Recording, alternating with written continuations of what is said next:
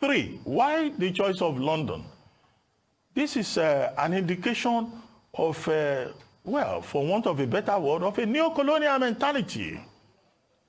Any major meeting in Nigeria affecting Nigeria affairs, our leaders will jump into the aircraft and they are going to London. It's as if some people are genetically, umbilically tied to the, imperial attachment, colonial attachment to London. It's as if they think better when they are somewhere on the streets of London. And maybe it's a psychological deficit. Let us go to London. Ruben, but there are other things they do in London. Well, yes, they also go there for medical checkup. They see their doctors while holding meetings also. Because we don't have, which is also hospitals, an indictment of the political class that can do it here in Nigeria. So in terms of optics, it doesn't quite look good. All those meetings that they are holding, they could have had those meetings, at home. And as for those governors, from Seyi Makinde to Ikpeazu, to Athem, and Wike himself, I hope they are paying from their pockets. I hope it's not the taxpayers of Oyo State and Benue State and Wike and River State. They are paying for this junket to London to discuss personal issues, conflict of interest. They could have done this discussion here. They probably ordered the wine, ordered water, ordered this thing, and gave tips to the people that attend. 100% agree with you. To ask that, is Africa really ready? And that goes to the people who believe that things they happen analog or it happen all of a sudden. No, nothing happened from the blue. There's nothing happen spontaneously. The question is that, are we ready? There's a preparation meets opportunity. That's what luck is about. Are we prepared? Are we ready? Are the Nigerians ready? Are the Gabonese ready? Or this is, so that's the question, Rudolph, I see that you're asking there. And again, you went ahead to say, why are why are France getting away with this? And that's where Tunanja comes into play here. We don't get nuclear weapon. So anybody can do and undo. If we get nuclear weapon, they will not judge the... Hold on. Okay, you just talk in a way that, sometimes it makes me mad. When you say we know gates, who gave the people that got it? No, that's what I mean. I know those. I just talk. We get them. We have no gates. We don't get. Now we don't get. Say we don't get. We can say if you didn't they. We don't get. Oh, why you want to put that for my head? We don't get now. Sure. If you had the ambition, if your goal is. You ask the question, why are French getting away with what they are doing? I said because we don't get nuclear weapon. And that's it. No, we know gates. If that's the problem, why don't you get it?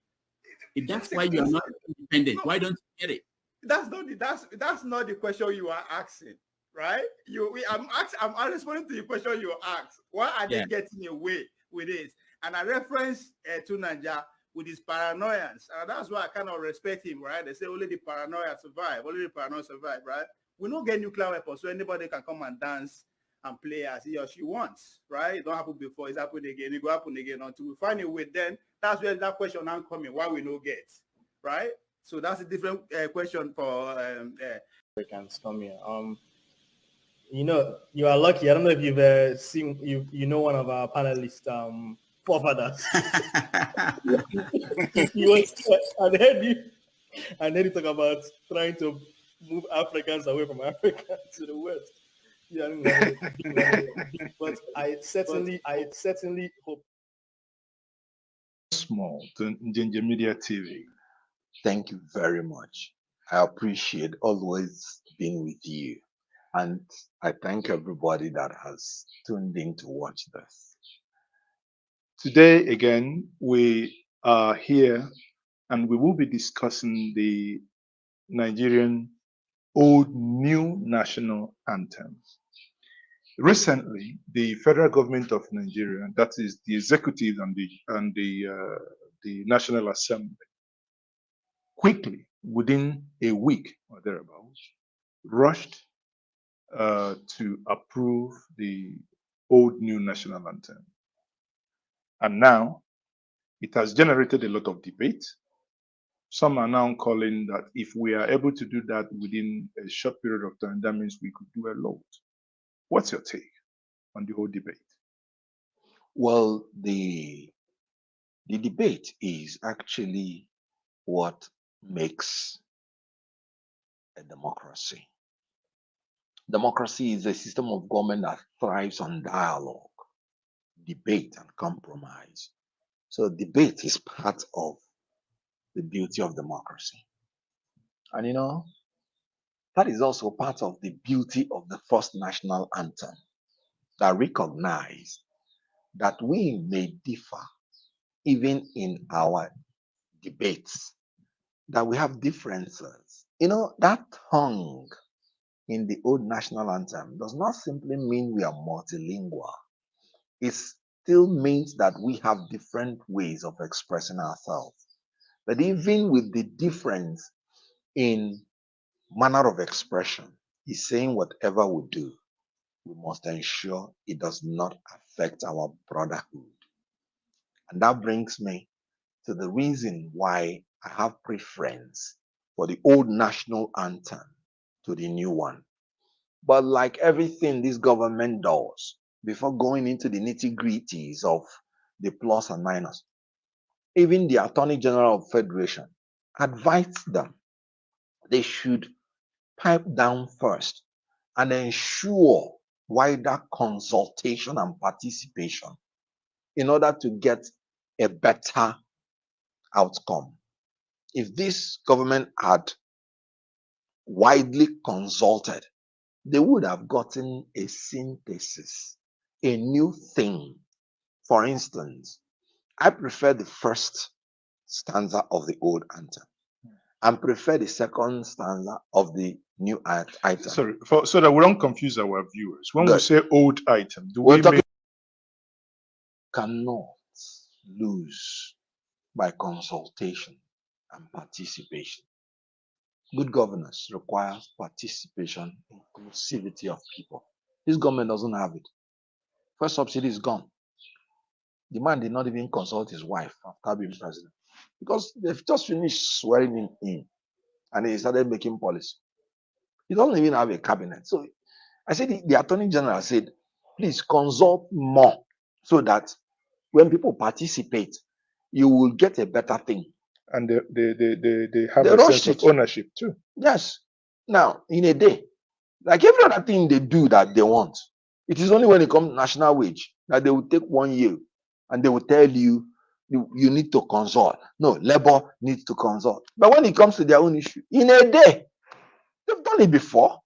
They bulldoze their way in the student loan scheme only to come back to say, now the cyber security levy, when they went and did the amendment that wanted to punish Nigerians to pay more, nobody knew about it. Mm.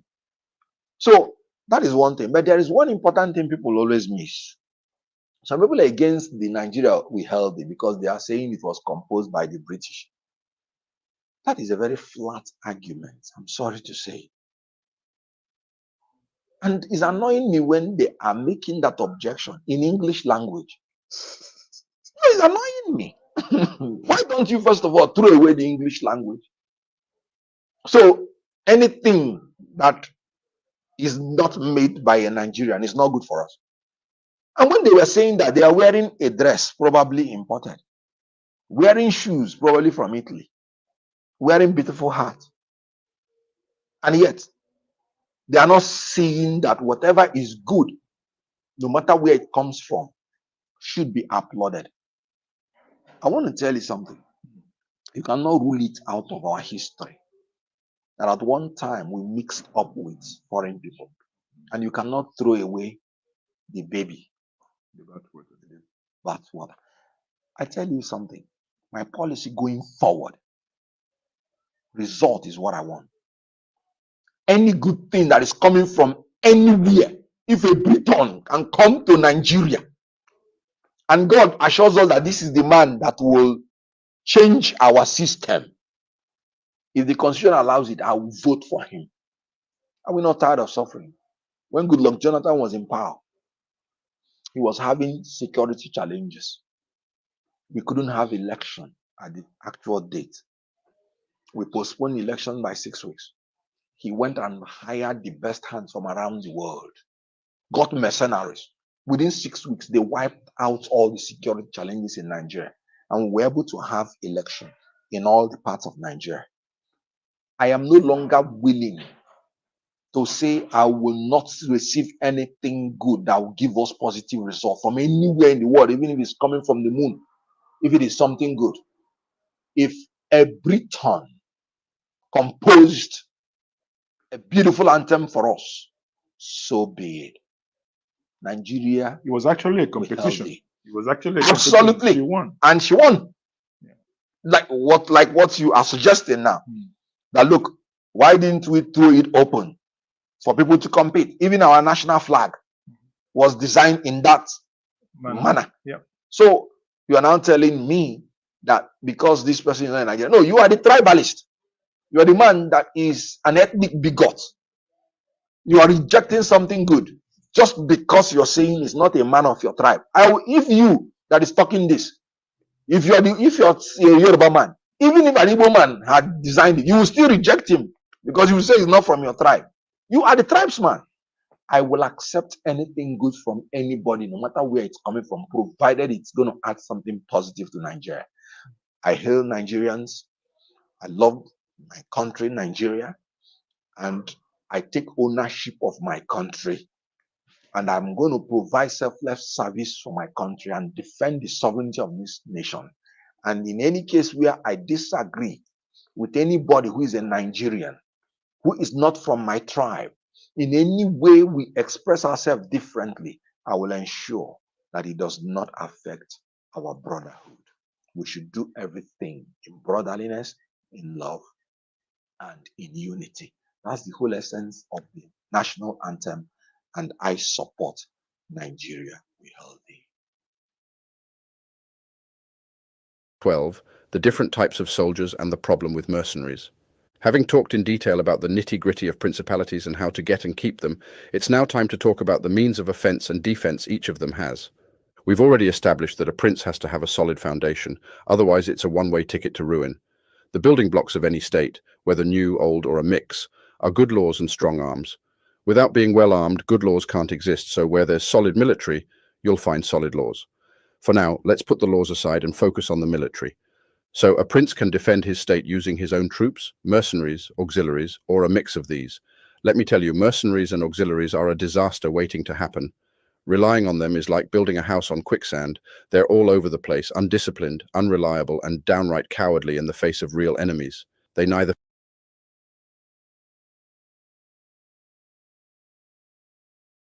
I urge us to at least look at the alternative of bringing in mercenaries to assist our existing military and other agents of coercion on ground to end insecurity in the country.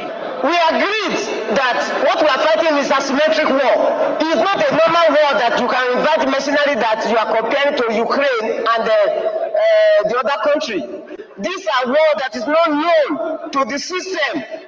So please, inviting mercenaries will create more insecurity for us in the future.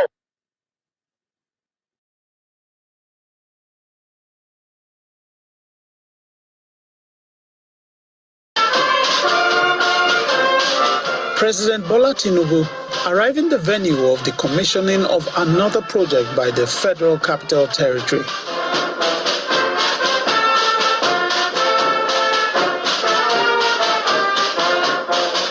It is the arterial road N20 before the Muritala Mohammed Expressway junction. In attendance is the Deputy Speaker of the House of Representatives and Chairman of the National Assembly Committees on the FCT, management and staff of the Federal Capital Development Authority, and other dignitaries. The IGP. The FCT minister, after outlining the importance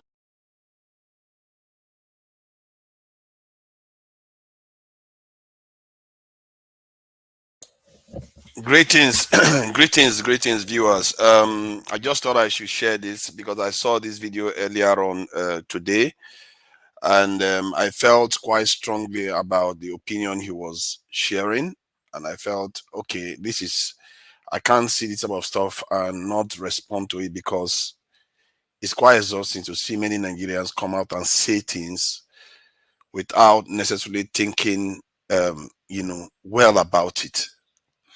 I was quite, surprised. But again, why should I be? Because this is why our country is where it is. And you notice how barrister Kenneth Okonkwo, whom I respect dearly, he has contributed a lot to the country. Let's not mince words.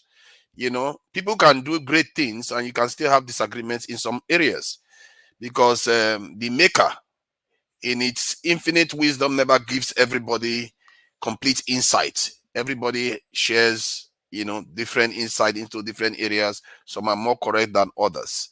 He may be very great at making dramas and very good, maybe a lawyer too. But on this one, he's wrong.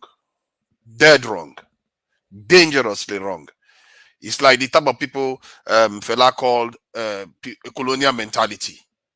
They can't seem to understand the difference between other nations and Nigeria. They can't see the difference, especially when it comes to being the Western ones.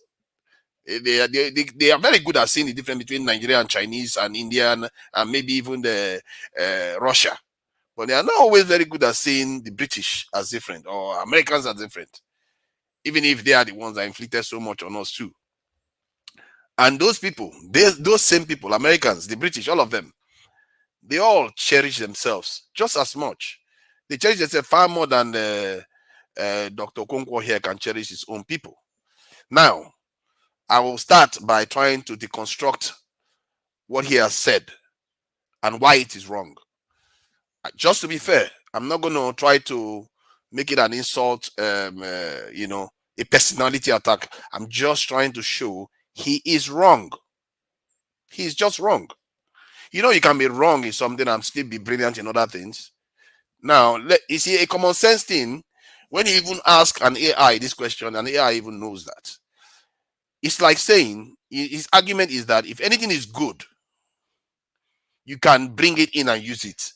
It doesn't matter where it comes from. It's okay. It's better for us, isn't it? Is that the same for your family? Would you bring any other man just because the man is richer, more educated than everything to take over your family? Can anyone answer me yes or no? Would you sacrifice your family to another man or another woman to take over because that man and that woman is better? Can somebody answer me yes or no?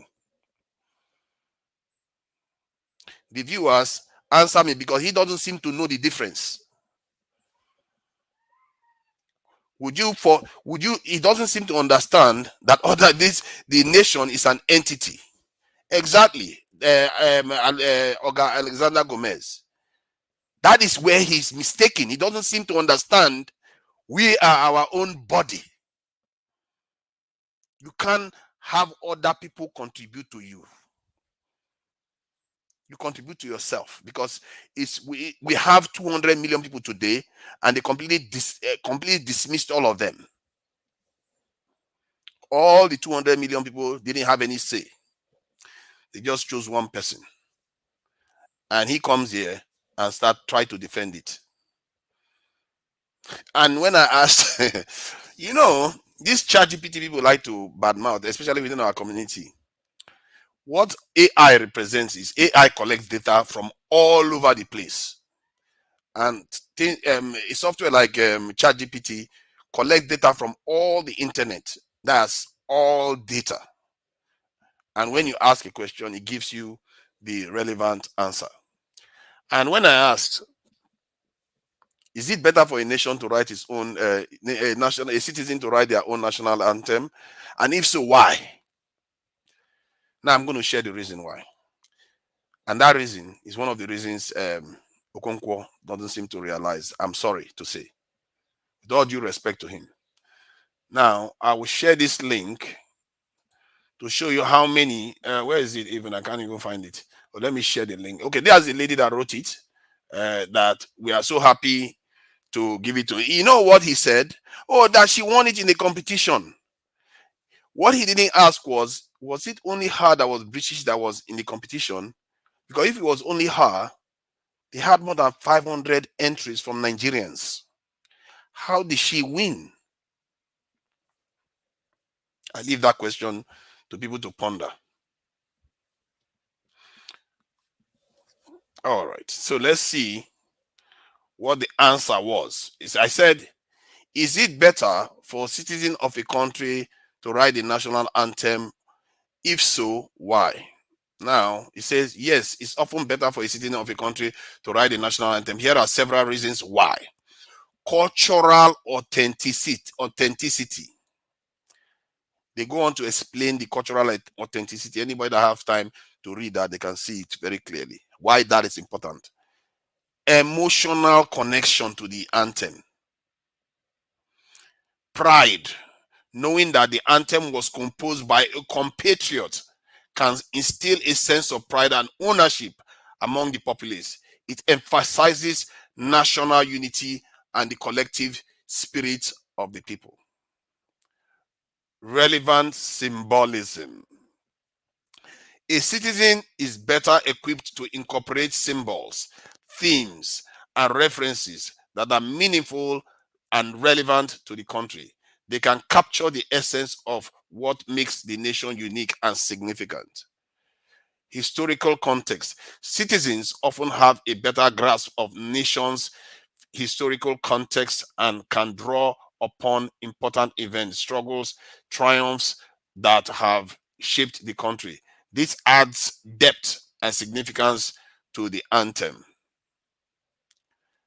Language and expression.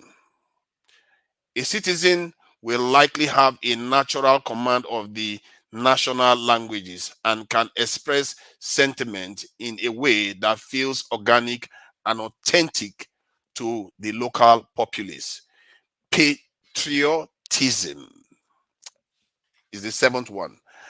An anthem written by a citizen reflects a personal act of patriotism, which can inspire similar feelings among other citizens. It symbolizes a collective commitment to the nation. Now, in summary, a national anthem composed by a citizen is likely to be more representative, emotionally resonant, and unifying for the country. It embodies the shared identity, struggles, aspirations of the people, making it a powerful symbol of national unity and pride. Now, you see, the reason why I thought I should make it clear so that it doesn't look like I'm the only one, it's just my opinion and I know it all. I don't want to know it all. But the instincts some of these some of our Nigerians have is scary. They want to be more globalist than the globalists. They want to be one world than any of the other people that want. Other people are not doing that stuff. They want to be the number one. Who told you? Who told him that Oyibo people go everywhere else to get everything? Why did Oyibo people not bring a Nigerian to come and write their national anthem, or an African? Why did they not bring a Chinese? They use their own. Their own is readily available. It's even just right there. How can you go and fish out anthem from a foreigner when you have 200 million people?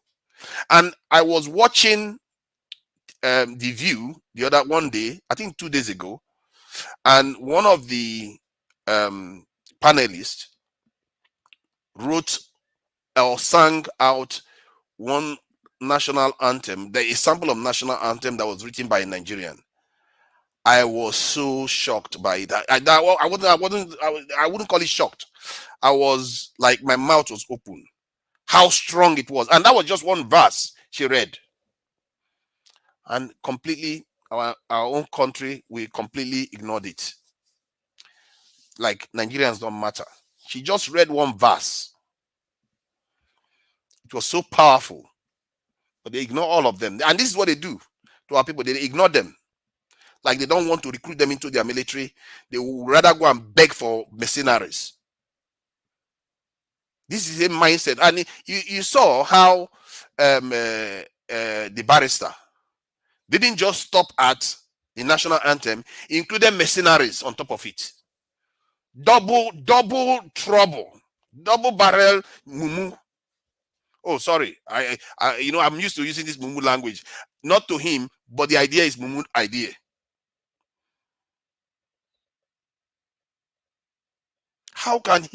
How can we stop this type of mentality? How do you tame it? And it's people like him, when you ask them to, why are you wearing the colonial hair wig? They will tell you, why are you wearing a Western shirt? They don't understand the difference. They don't understand the difference of symbolism and impression that you give to your young, the next generation that is coming up. They don't understand it. Something that every other people understand, our people don't understand it. And this is where our collective intelligence fails. Because these people hold power.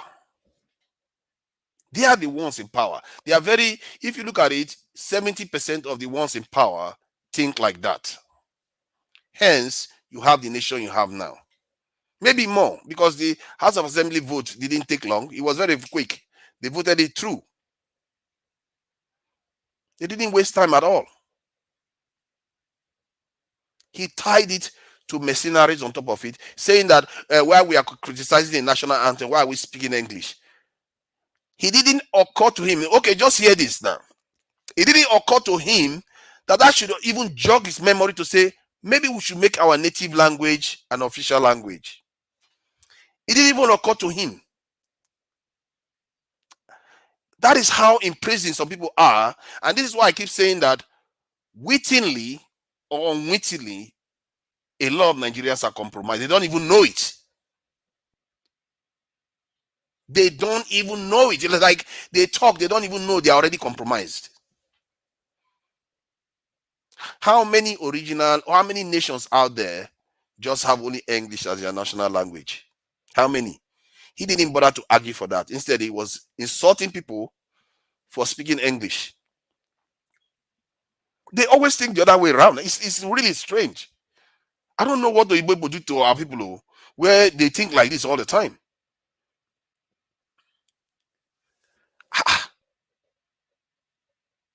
How do you convince these elders and these people in power? And this is a genuine question.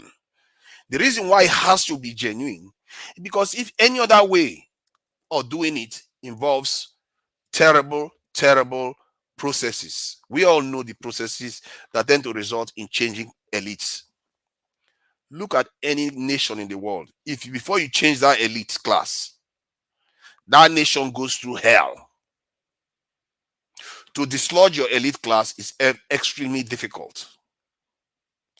If they have the wrong mindset, it's extremely difficult. It requires an upheaval to occur. So hence, I ask this question honestly. How do you change the minds of these people that think like this?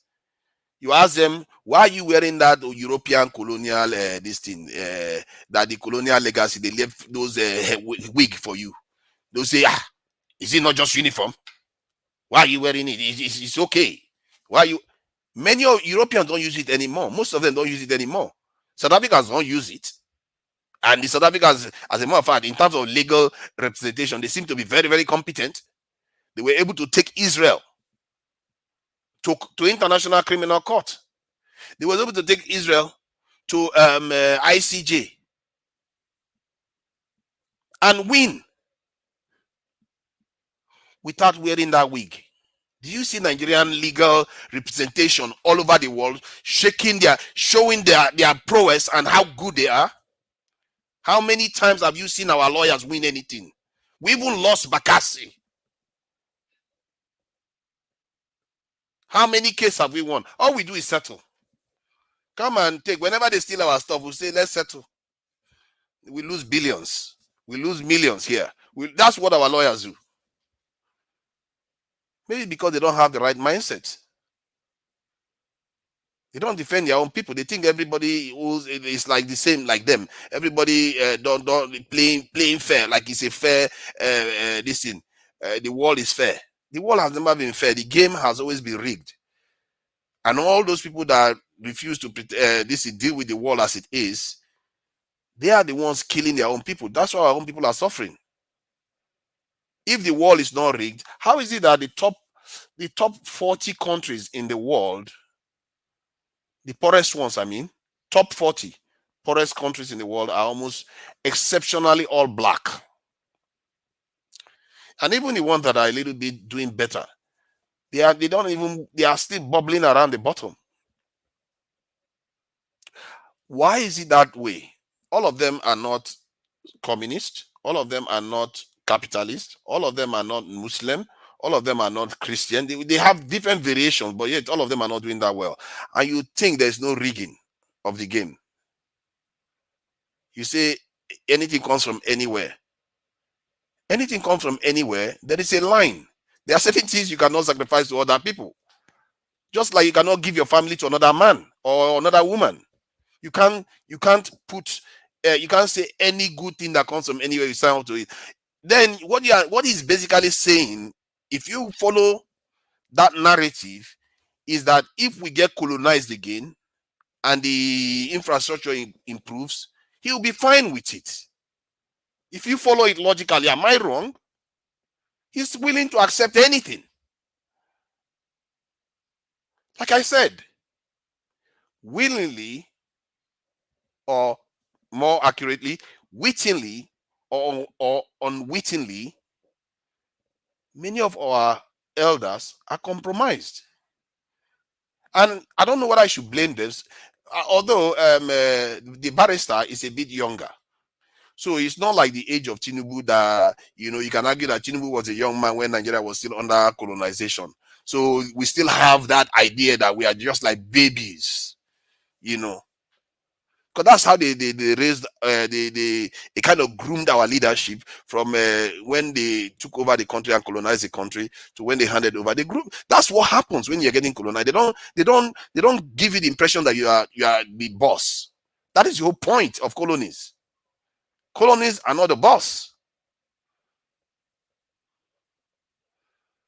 I don't know. Some people think he's desperate to start climbing the ladder. Let me hear what Florence. Kenneth Okonkwo is desperate to start climbing, and he doesn't care how many people are bent or destroyed as he elevates himself. I don't know. You see, Peter Obi didn't say anything about this when it was happening. Soyinka, very mum, he didn't say anything anymore. Everybody quiet. So the way I will look at it is that all our elders that remain quiet throughout this process are compromised. That could have said something when it was happening, because when it was happening, we that barely have the resources, we barely have much to do. That we are living from hand to mouth. We were able to recognize and say this is wrong, and none of them came out. All of them remained quiet. Whether they are scared, whether they don't understand, I can't make heads of tail or tail of it all. People be busy drinking kunu and with Atiku. I don't know. I don't understand it. Even Atiku that normally criticizes government policies was quiet. It's almost as if they were scared to say anything. And when people say Tinubu is a little bit vindictive, I'm beginning to think that way now, because the way he rewarded Wole Soyinka with the name of the road seems to be like he seems to be quite vindictive toward Peter Obi, even if he's the president. Why are you still going after Peter Obi? Your man goes after Peter Obi, the next thing you reward him with naming a street and a road. And I see if people are not going to wonder, is it linked? The fact that he's criticizing Peter Obi, is that a way of rewarding him? This will using the country like toys, the way they like. And the thing about Democrats, in a country as young as Nigeria, in terms of our democracy right now, 25 years or so, they don't seem to understand. They are the ones endangering the democracy with their irresponsible behavior. How can the Democrat be the problem? They say they are Democrats. They are supposed to be protecting the democratic institution itself. And then when the democratic institution fails, they will start complaining, oh, the dictatorship and all the rest. What are you doing while you have it? When you have democracy, I'm telling you, if you have a democracy that is functional and benefiting the people, people will not tolerate any form of other government that comes. They will not tolerate it. They will fight for that the democracy to return, because the democracy was serving them well. But can our leaders put their hand on their chest and say, if another kind of government comes in right now, that the people are going to cry for them? Are the people going to mourn their passing? How many? What is the percentage that will mourn their passing? 10%? 20%? 30%? They are the ones laying the foundation themselves. Irresponsible people. You turn politics as a game of using it to fight your rivals in a toxic manner. And all of them, maybe they're all in the same club as electricity put it. Maybe they're all in the same club, because all of them are. They just seem to think the same way. And for the life of me, I must say, I like the way Oga Alexander Gomez came on. I think, was it on Sunday morning, and the discussion we had then was very, very illuminating, because the way he perceived the national anthem was very different from the way someone like Izon perceived it totally differently. Even if the anthem, I don't have any issue with the wording of the anthem, apart from the tribal stuff that I wouldn't put tribes there and all that. The wording is not the issue. It's that Nigerians can do better. And in short, whatever Nigerians bring out is Nigerian, authentically Nigerian. Whether it's the song, our national anthem comes out like as if it's some what's it, Zazu, or even if it's Zazu that comes out, it's okay, it's ours. Even if it sounds like some kind of Bedu music, who cares? It's Nigerian. That authenticity, that ownership that we've refused to do. People wonder why we don't build anything. We barely build anything. What has Nigeria built? Let me ask a simple question. What great thing has Nigeria built? One. And people are going to take Dangote refinery. Fair point, you can say Dangote refinery, because that is the only one thing that has been built, and by a Nigerian. What other great thing has Nigeria built that is strategic? You will not find it. Maybe a road here and there, a bridge here and there.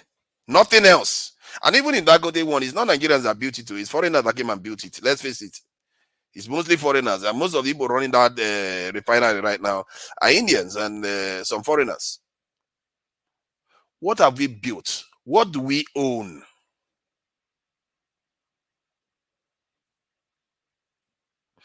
Even our own national anthem, our leaders chose to outsource it outside. And this is where I try to, shed light on the argument that Barrister Okonkwo was making. That this type of argument is not only him. They try to encourage a government official to buy a Nigerian-made vehicle, and they made similar argument as Barrister Okonkwo. You hear this argument everywhere. They don't seem to understand that, okay, yeah, you want a globalized world, but you have to put your people first. You have to put your people's interests first all the time. It doesn't mean you are discriminating against others. What is the use of a globalized world when your own people are suffering and dying?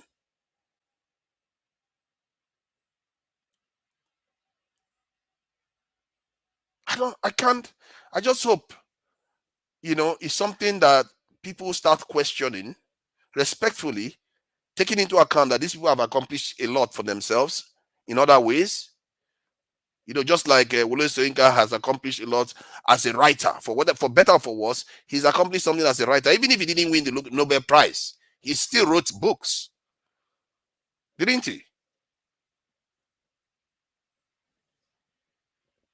He still went to school. He still showed bravery in some aspects, in some at times in history of this country. So he can do all those things and still be wrong, especially on issues that are pertinent today. It's easy to excuse them decades ago for making those mistakes. No wonder Fela was singing those songs, because he knows they were all gone. There was no hope for them. Their generation was gone. They don't understand how to take ownership of anything. That's why we don't build anything. They don't even want to recruit into their military. And you know what makes them quite terribly complicit? Is because before the election, all of them knew that solution. Now that is interesting, isn't it? Before the election, all of them were saying the same thing. We are going to recruit more into our security forces. After the election, they changed tack immediately. It's now about synergy. Let's do synergy. Let's do the dance of synergy. You don't have enough people, you are worrying about synergy. Our soldiers, look at how many of our soldiers have lost their life in tragic circumstances in the last 1 month or 2 months. Yeah, Okwama, I think 2 to 3 months ago. Our soldiers are losing their lives left and right in situations where they have no right losing their lives like that in their own country. It's like the UK soldiers go somewhere in the country and they lose their lives. That's not so. It shouldn't be happening. In a secure nation, that shouldn't be happening. It means there are areas in our country that is almost completely not being governed by the rule of law. They don't follow the order of the state. They can do whatever they like, to the point where they see their soldiers and attack their own soldiers. Do you know what it means for citizens to attack their own soldiers? It's one thing to attack police, another thing to go after your own soldiers. Can you imagine Americans going after their own soldiers? Any organization in America attacking the American military? Unbelievable stuff. That is what our people are going through. And the media, to show you they are complicit too. Because the media is supposed to take all the promises made by governments that come into office during their campaigns, and then every single month or maybe every single week ask them, what are you doing based on your promises? What are you doing? You promise you're going to recruit. Where are the recruits to come and help start securing our country? So that, like me, my own standard for this country's security is until our people can wake up in the middle of the night. Anybody, even a child, wake up in the middle of the night, walk on the street and feel safe, the country is not secure. That is how you are supposed to keep your nation secure. And it doesn't cost that much. And the question is, why is it that your leaders are not doing it?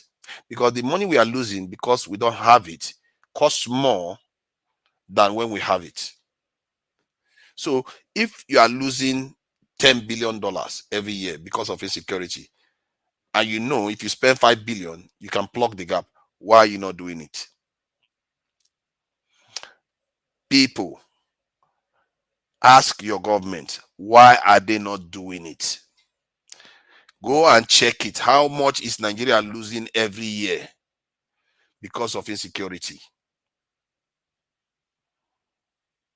The reasons why they are not doing it is the same reason why they put other people first.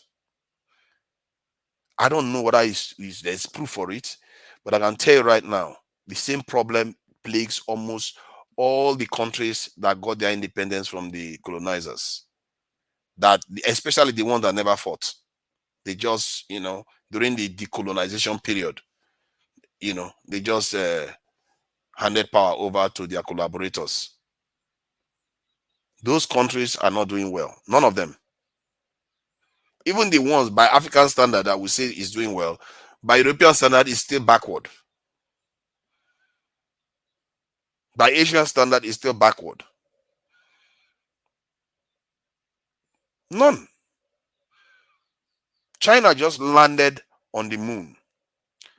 And not just on the moon, on the other side of the moon, just to show how cool they are. And then they said, you know what, just to show them, let's take some soil. And then we'll bring it back and land it somewhere in China and go and pick it up.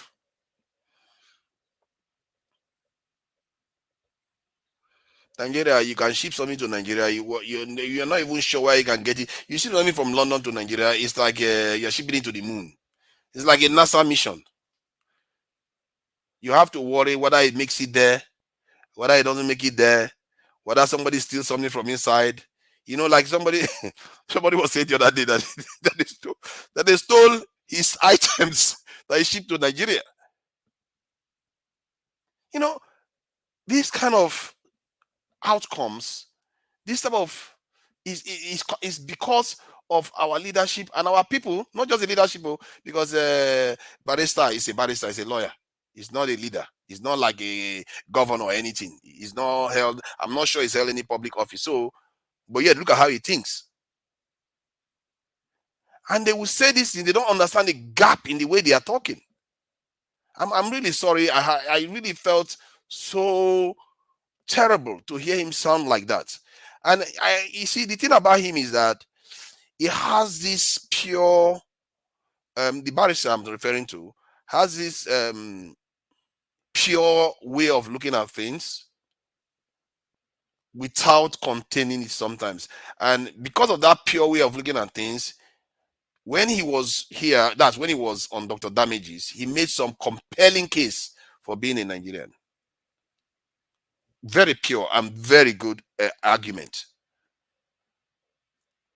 But you still have to contain it. When he's talking about Nigeria, perfect. But the fact that he doesn't know the difference between Nigeria and others, he doesn't seem to understand that. I just found that unbelievable. Hey, greetings. Let me bring this thing, Pastor, in. I'm sure you have something to say about it, because when I saw that interview today, I just felt, man, I have to just kind of explain why he's wrong. Because anybody that hears it, they might think, oh, he's making some money. Maybe after all, we speak English, it's okay. The words are better than the arise to combat, right? That's so it's okay.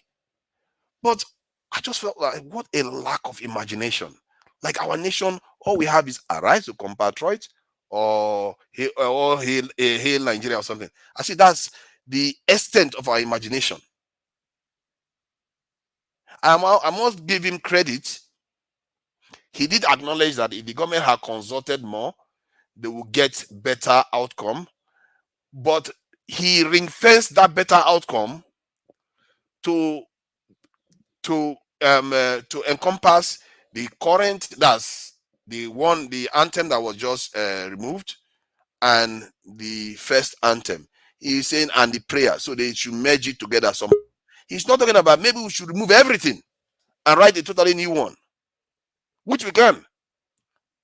Because the other one was by a military guy, the other one by a colonizer. So why not? Nigerians export music. Why can't we just write a perfectly new one that we can own? And I'm telling you, Nigerians would have done justice to it. I just had one from the lady in the view. My mouth was open. How good it was. Just one verse. And it tells you how these our leaders have starved us of our true identity. They've starved us of it. That's why they never gave us a chance to have native language as official language. They starved us to even secure ourselves. They've starved us of electricity. Even common electricity, they are starving us of it. This is something that is abundant in the world. And we are selling almost $30 billion or more of crude oil every year. And we cannot power our country. Iran, a country that has been under sanction, extreme sanctions, for almost 50 years, generates 70 gigawatts of electricity. And this, our leaders have managed to do only 10, and the one they can even distribute is around 5 or to 7 gigawatts. That is where we are. And this type of thinking is why we are where we are. I'm really shocked. And I also, the other day when there were, I think another barrister again, Ozakome, came on a panel. I was there. People were busy asking me about politics, and I said, "Do you support?" I asked him, "Do you support the cancellation or the use that we should stop using this white headgear that our legal professionals wear when they go to court because it's a vestige of colonization?" The same kind of argument that Kenneth gave. That's exactly the same argument he gave. He says it's not just a uniform. Why can't we just use it? And all the rest, why are you worrying about it? It doesn't matter. Why is it like that with them? That same kind of thinking. And I also remember when Dr. Okonkwo came on this Dr. Damages, I remember Ikolala asked him a question about, I think something about why Nigerian government listened to IMF and all that stuff. Then the first thing the barrister did was stop blaming other people for our problems. He shut Okolala down, and I was like, why would you shut Okolala down? What he was saying was basically trying to highlight a secondary problem. Yes, we are responsible for our own problem, but as a parent, if you have a child today and you see a snake somewhere, or you see a lion or a cat that can hurt the family, the first thing you're going to tell that child is, hey, that animal there, watch out for it next time. It could be dangerous to you. That's basically what Ikolala was doing. And Okonkwo shut him down. And that is at the crux of our problem. Our people don't seem to understand that other people could be dangerous to us. They don't have to be all the time. Not all snakes are poisonous. Not all cats feed on human beings. But some are dangerous. And you can't tell which one is which. Hence, it's important to alert your people to it. If this is how our elites behave, if the kind of way we behave is to kind of pretend as if these things don't exist, that is why our nation is where it is. Because they go into board meetings and they think everybody is there to have a fair meeting. They go into court, they think everybody is there to have a fair hearing. They talk about security, they think everybody is there to help them. And when the day comes, other people are going to come and save us somehow. I don't know. Nobody's going to come there and save us. We have to save ourselves. And they say it all the time. This is our leader. They say it all the time. But the strange thing is that they don't act it. Like Tinubu now, President Tinubu, I think I remember him saying we have to be responsible for our own progress. But the way it's acting, it doesn't act that way. They say the right things, but they don't do it. It's like the president of Ghana. He says all the right things like a Pan-African or somebody that cares about his country. And that's means he's selling his country out. You can't even make these leaders up. This new generation, they have to understand that they are different. They are different from their leaders. They are different from maybe even people of my generation. They can't allow themselves to think like this. You can respect the elders, but don't allow yourself to fall for it. Because if you fall for it, you are just passing on our problems down the generation, and God knows what the penalty of the next generation is going to be. It's always been getting worse. It's never gotten better, and it's going to get worse if we don't do something about it now. And that's why I came on and I said I have to challenge this point of view, because maybe nobody bothered to challenge it before. They just say this is a get away with it and shut our people down, make our people look like mumu constantly all over the world. Thank you. I think I've ranted enough on this. I just vented. I just thought I should vent on this matter. Pastor, thank you for joining us. Even when you came on, I still carried on ranting. I'm sorry about that.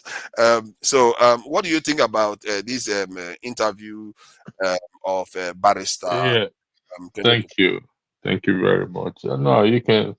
We are allowed to rant and rave. I mean, I was actually busy chatting in the comment section, and so that was why it's not.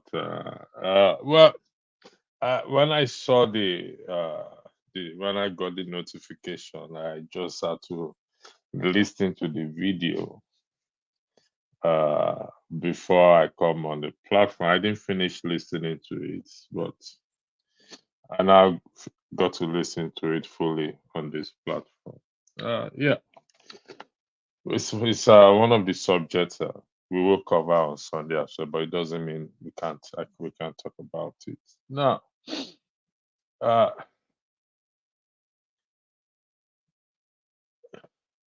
The AI you highlighted on the point that was raised there.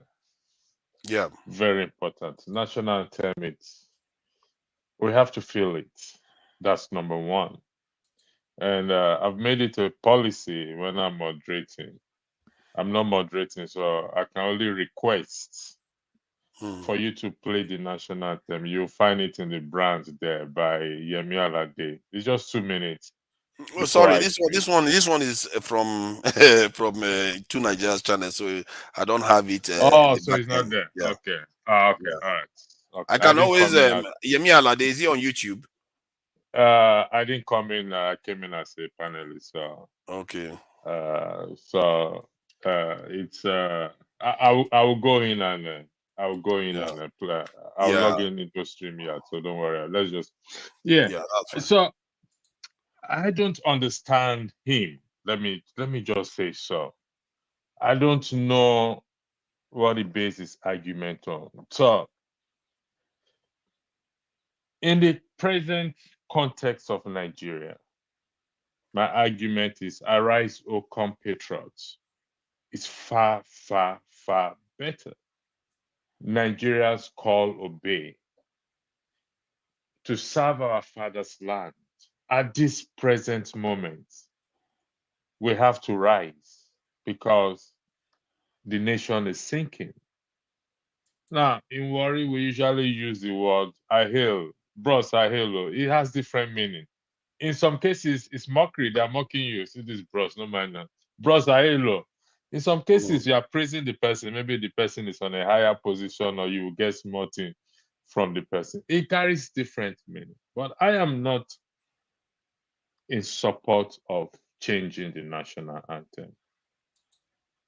And for that reason, beside that, the process at which it was, this process and the speed at which it was carried out. Now, I stand to be corrected. The changing of the national anthem, actually, it was recommended in the 2014 Confab report. So it wasn't today. So the question is, I keep asking myself is, why pick only that? Why do you pick only that? In it also is a 90 billion not to be supporting pilgrimage again.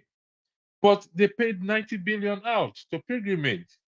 They ignored that and they picked. So I felt I just came to the conclusion that there has to be something that you and I and the citizens actually do not know about in respect to this national anthem. I don't support it, not because it's written by a white person. No.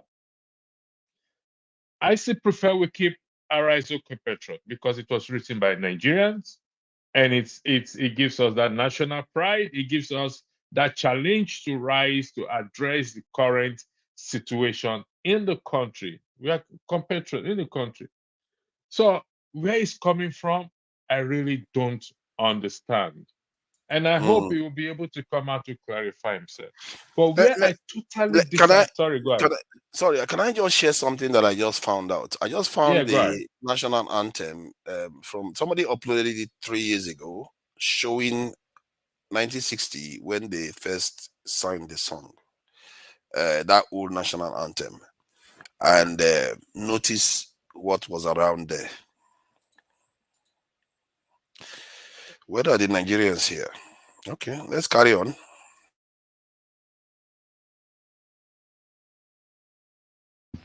Mr. Albert Congo raises the flag of the new nation.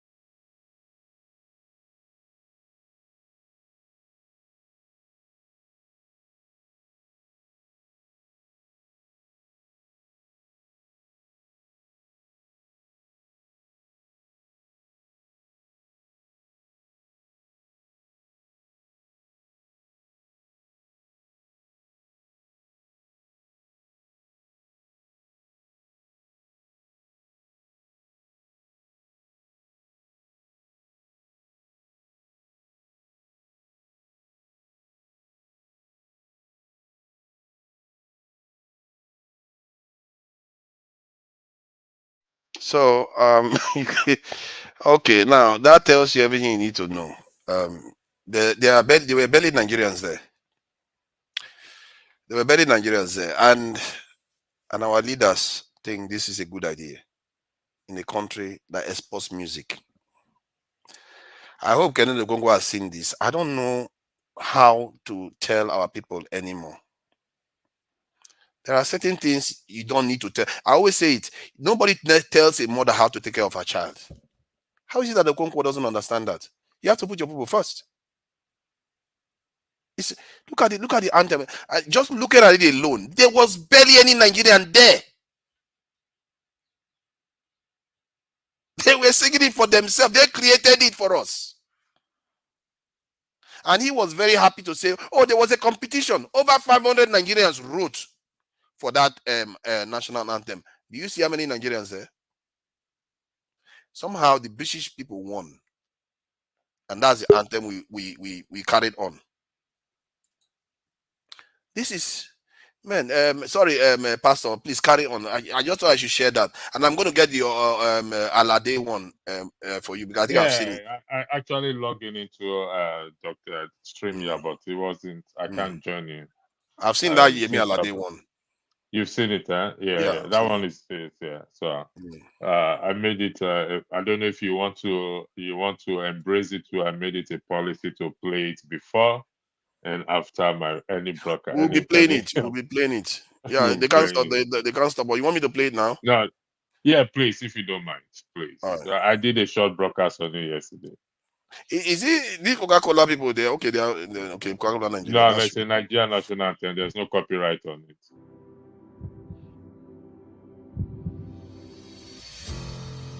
There's no volume. Oh, okay, there's volume.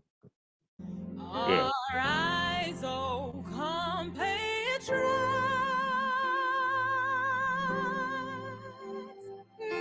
Nigeria's call obey, to serve our fatherland.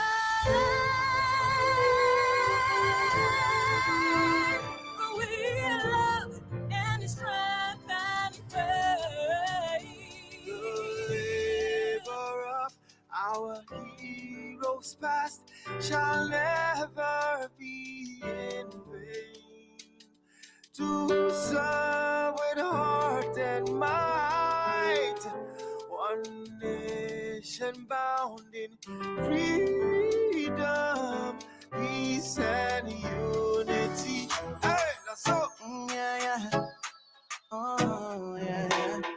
Arise, oh compatriots, Nigeria call obey, to serve our fatherland with love and strength and faith. The labor of our heroes past shall never be in vain. To serve with heart and might, one nation bound in freedom, in freedom, in freedom, peace and unity. Arise, my people, arise, my people.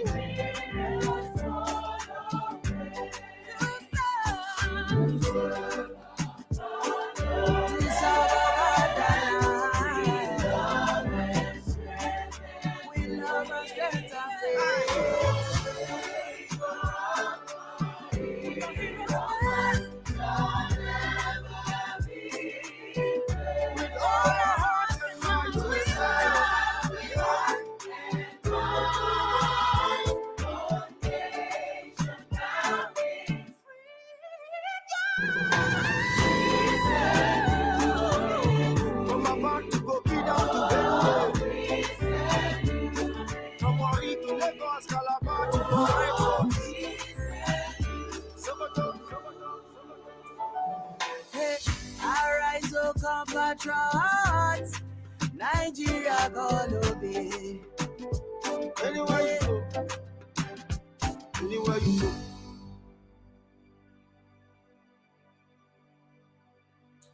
Yeah. Thank you for that. Sorry.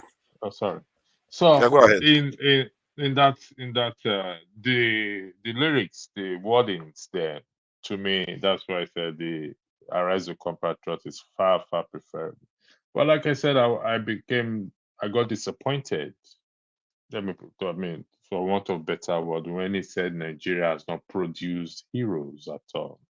And I was shocked when he said that. And even JJ Media put out some names to him, and he said he's going to leave it there. I don't know if you understand the definition of heroes, or in what context does he understand heroes. So, like I said, he's a learned person. I mean, I don't know whether it's there for the showman. I really don't know, or for the views and then for whatever it is. I don't know. But that aspect, I am really because I think Ijenje Media should have asked him that does he consider P2B as an hero, and to hear his response to that, if he consider P2B or Showere and others like who are fighting for the nation or fighting for good governance where possible, will he consider them hero? That's how you the floor. Thank you. Yeah, that's a really good point. Electricity. By the way, Tibara, you know. Welcome. Emil, Angobia. Yo. Yeah, so I wanted to talk real quick. My brother, I can't see your name. Sorry, I'm not trying to skip you. Yeah, but I don't have too much time, but I wanted to just call in and talk. Electricity hit on the first point that I wanted to make, which was that he said which heroes.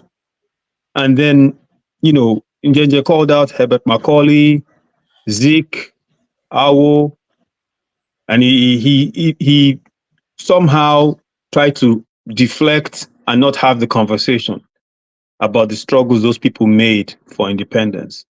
And then on top of that, he now said towards the end that he doesn't care who comes to fix Nigeria. It can be anybody foreign.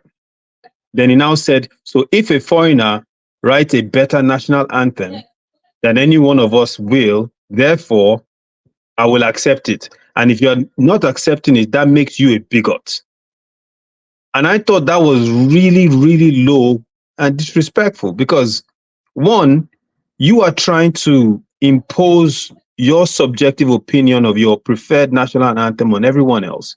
And then people who may not agree with you, you want to insult them by calling them names because they don't agree with you because the fact that they feel something as sacred as an anthem should be created by one of us. So there were a lot of different things that he said in that interview that really, I think listening to him, the only thing that we may share after listening to him is maybe the support of Peter Obi. But outside of that, it was just disturbing to listen to. And, you know, we talked a little bit about the colonized mind earlier. This thing is, you can find Nigerians with 3 PhDs, but in their subconscious, they have been indoctrinated and pretty much brainwashed to the point where this ideology is almost in the DNA of thinking, because you see it everywhere. And for some reason, I've had conversations with people that, oh, you know, just go and get a bunch of foreigners, let them just come and fix it. And I said to them, why is that your first go-to as a solution for anything? Why? Why can't you look at it and say, let us scour our nation and fix it? Because the same Nigerians they are ignoring to fix it go abroad and get appreciated by these same foreigners they are bringing in. They get admitted to the finest schools, they achieve some of the greatest heights, they are recognized in their field of work, but you want to make that your default to fixing any issue. And then on top of that, you're not making plans for the next 5 years, the next 10 years, to build the capacity of those on ground, so that way we can become builders. To Nigeria, you were saying before that we don't build anything. And you know, you are partially right to a certain degree, but at the same time, what's the plan to make sure that we will become builders? You know, I was listening to Lawrence Wilkinson, who was the former chief of staff for Colin Powell, on a on a show today, and he was talking about the plans the Turks are making in conjunction with the Chinese for the new Silk Road. And I said, these people are doing things 20 years in advance, planning their whole strategy for how they want to protect their people and create some kind of global influence. But we can't even decide that something as sacred as our anthem, which pretty much is almost like our mission statement for who we are, has to be determined by someone that by someone that's not from us. You know, and I swear to you, I have looked at almost every single country that went through a colonial period, and I can't find one that had their anthem designed by the colonial entity that was occupying their country. I digress. Thank you. Let me just share this so some people see the potential of Nigerians writing being able to write a national anthem. That will, because the present popular highest population of Nigerians do not understand that past, and we can't continue to exist in the past. So we have a song that carries our current feeling. Personally, that's what I think, because I like the lyrics. You say, "Here we stand as a people." I was going to sing, but don't sing, please. Here we stand as a people. With one song, one voice. We are a nation undivided and poised. We will take our stand and build our land with faith to defend what is ours.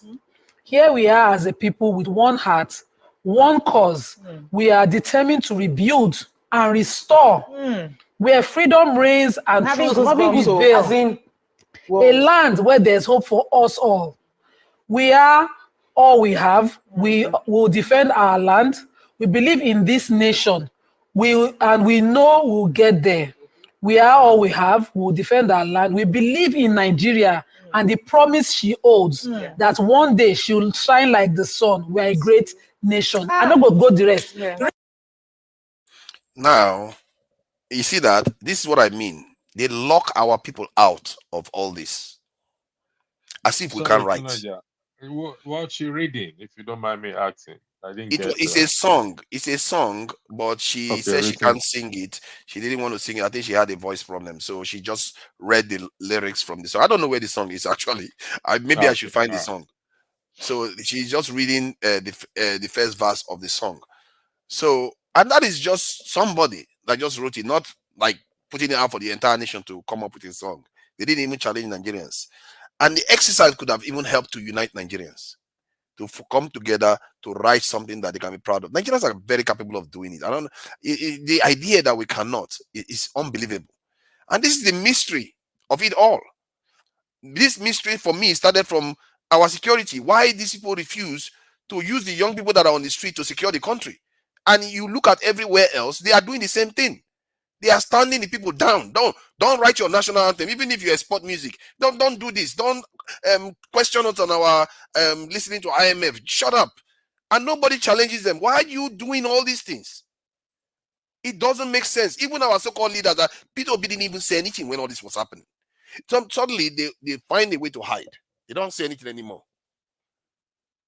Why? I'm asking this question. Peter Obi is busy drinking Kunu with Atiku. What's your problem? You don't want to listen to that. I have to ask, because all these people are the people we trust, and even the ones we trust are not there. Take a trend of this. Since he went to visit Atiku, it's in my way. I mean, I don't have statistics to prove it, but it appears. Oh no, don't let me use that. It appears. I mean, it appears it's kind of, it has dropped somehow.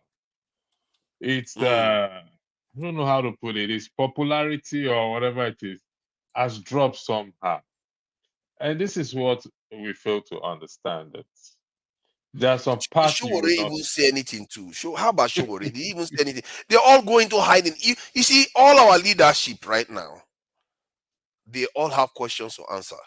They're all in hiding. When all this happened, they saw it, the process was going on, they just remained quiet. I tell you, Nigerians, I don't think you have leadership right now. You really don't. I'm sad to say. If you are talking about leaders that actually mean to do the right thing by the people, you don't. I don't think you have them right now. They all seem compromised to me at the highest levels. But when it comes to criticizing all the moving furniture here and there, they will criticize. But at the fundamental things, they are quiet. And this is why during the time when there was election violence, you hardly hear them say anything. I was here streaming live, and you were seeing Igbo people getting attacked on the street. All the leaders were quiet. Nobody calling for calm. Calm down, please. Let's figure out. If that was in the UK, immediately you see them on the TV, calming the nation, now rallying the people together. Nigerians, a word is enough for the wise. You need to start watching your leaders closely. Every single one of them, even the one you touch, you trusted, watch them more closely. And you see signs of whether wittingly or unwittingly, they have sold you out. And you have to start shouting at them that, hey, no, because like an example is this national anthem. Someone like the barrister Okonkwo is a highly respected man and professional and everything. So if he tells people this is the way to go, they will follow because they think he's right. But they don't know he's very wrong. He's selling them in the wrong direction. Here's why you have to question these leaders. Force them to do their hard work and convince you that they are doing the right thing by you. Let them convince you. Just assume they are there to sell you out. Every single one of them. They have to convince you otherwise. Otherwise, consider them traitors. Every single, from Showore to Peter Obi to Tinubu to Kwakwaso, all of them. Let them convince you otherwise. And the only way they can convince you otherwise if they are doing everything you ask them to do. Light, security. If they don't do it, if they give you excuses, they are traitors. Period. Because anybody that wants to secure their people, they will do it.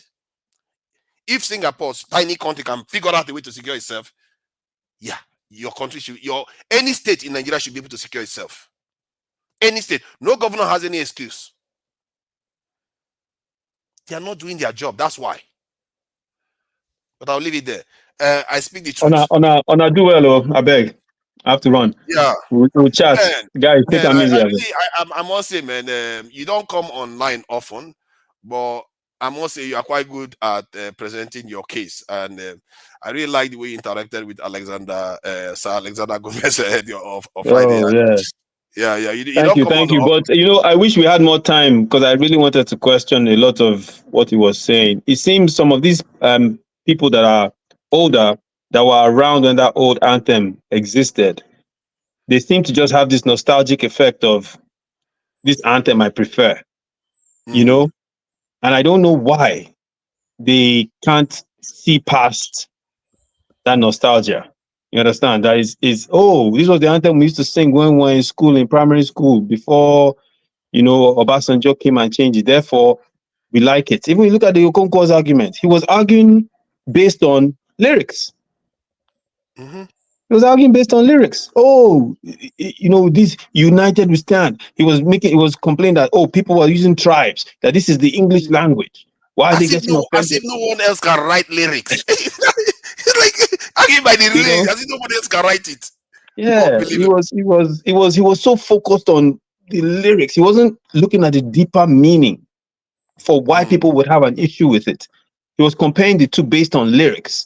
He was saying, why are they complaining about tribes? Native land. Native in English means we are the natives. This is our own homeland. Those are the arguments he was making in favor of it, which I thought were very surface level arguments. They were not deep. He couldn't, and then the one that really irritated me was when he said that anyone that thinks there's something wrong with the British person right now, Anthem, is a bigot. Exactly. And you know what? Let me say this now.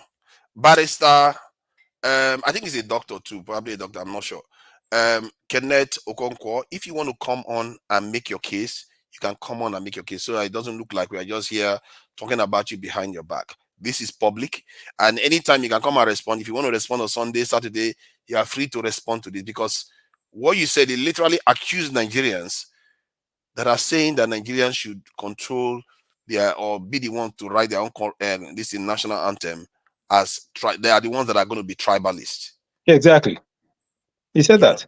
That's And, what, that's and I hope Dr. Damages can invite him on, because he definitely needs to be questioned on this. If he's taking this kind of stance, if he feels, and look, subjective preference is one thing. If you say, listen, I just prefer the lyrics of that, that's your opinion. But you can't impose your opinion on how many other people. That's not how it works. And if you don't want to see that something like this should be created by one of us, then that speaks to a larger issue of psyche that I can't help you with. You understand? There's something going on inside there that you need to deal with. You have to unlearn some things. I have had to unlearn some things growing up to where I am today. Because you grow up in Nigeria by default believing anything European or Western is superior. Let's tell the truth.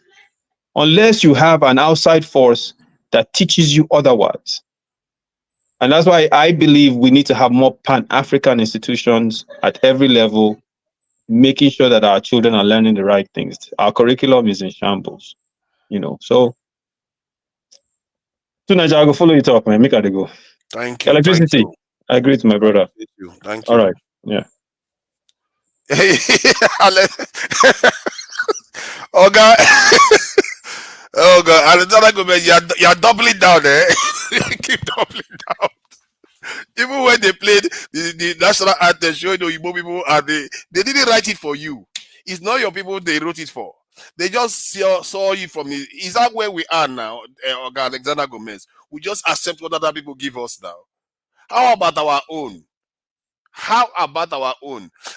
You see, I think the way Alexander Gomez looked at this is from his own experience, personal experience of the song, which is, it's the feelings and everything that the songs has elicited in him while growing up is still there, which is fine. But look at it logically.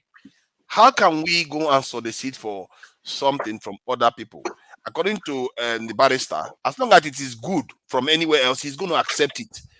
Then I pose the question, would you accept another man taking charge of your family because he's better, he's got a PhD, he's wealthier? Any matrix of being a father is better. Would you give your children to him because he's better? There are certain things that are beyond money or just good.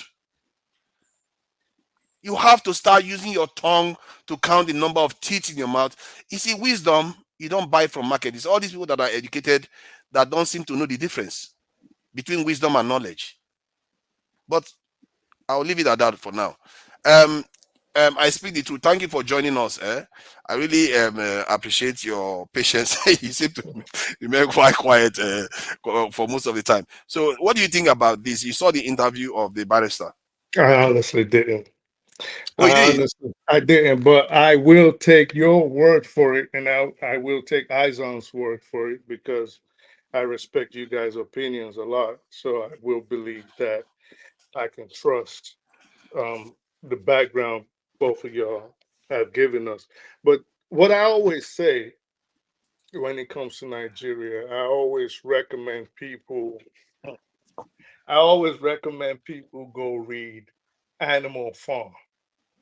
And I always say read Animal Farm if you really want to understand Nigeria, because basically, I don't know if our leaders just go there and just say, okay, this happened in Animal Farm and it's 2024, so skip to chapter this. This is what they did. They changed the whole anthem.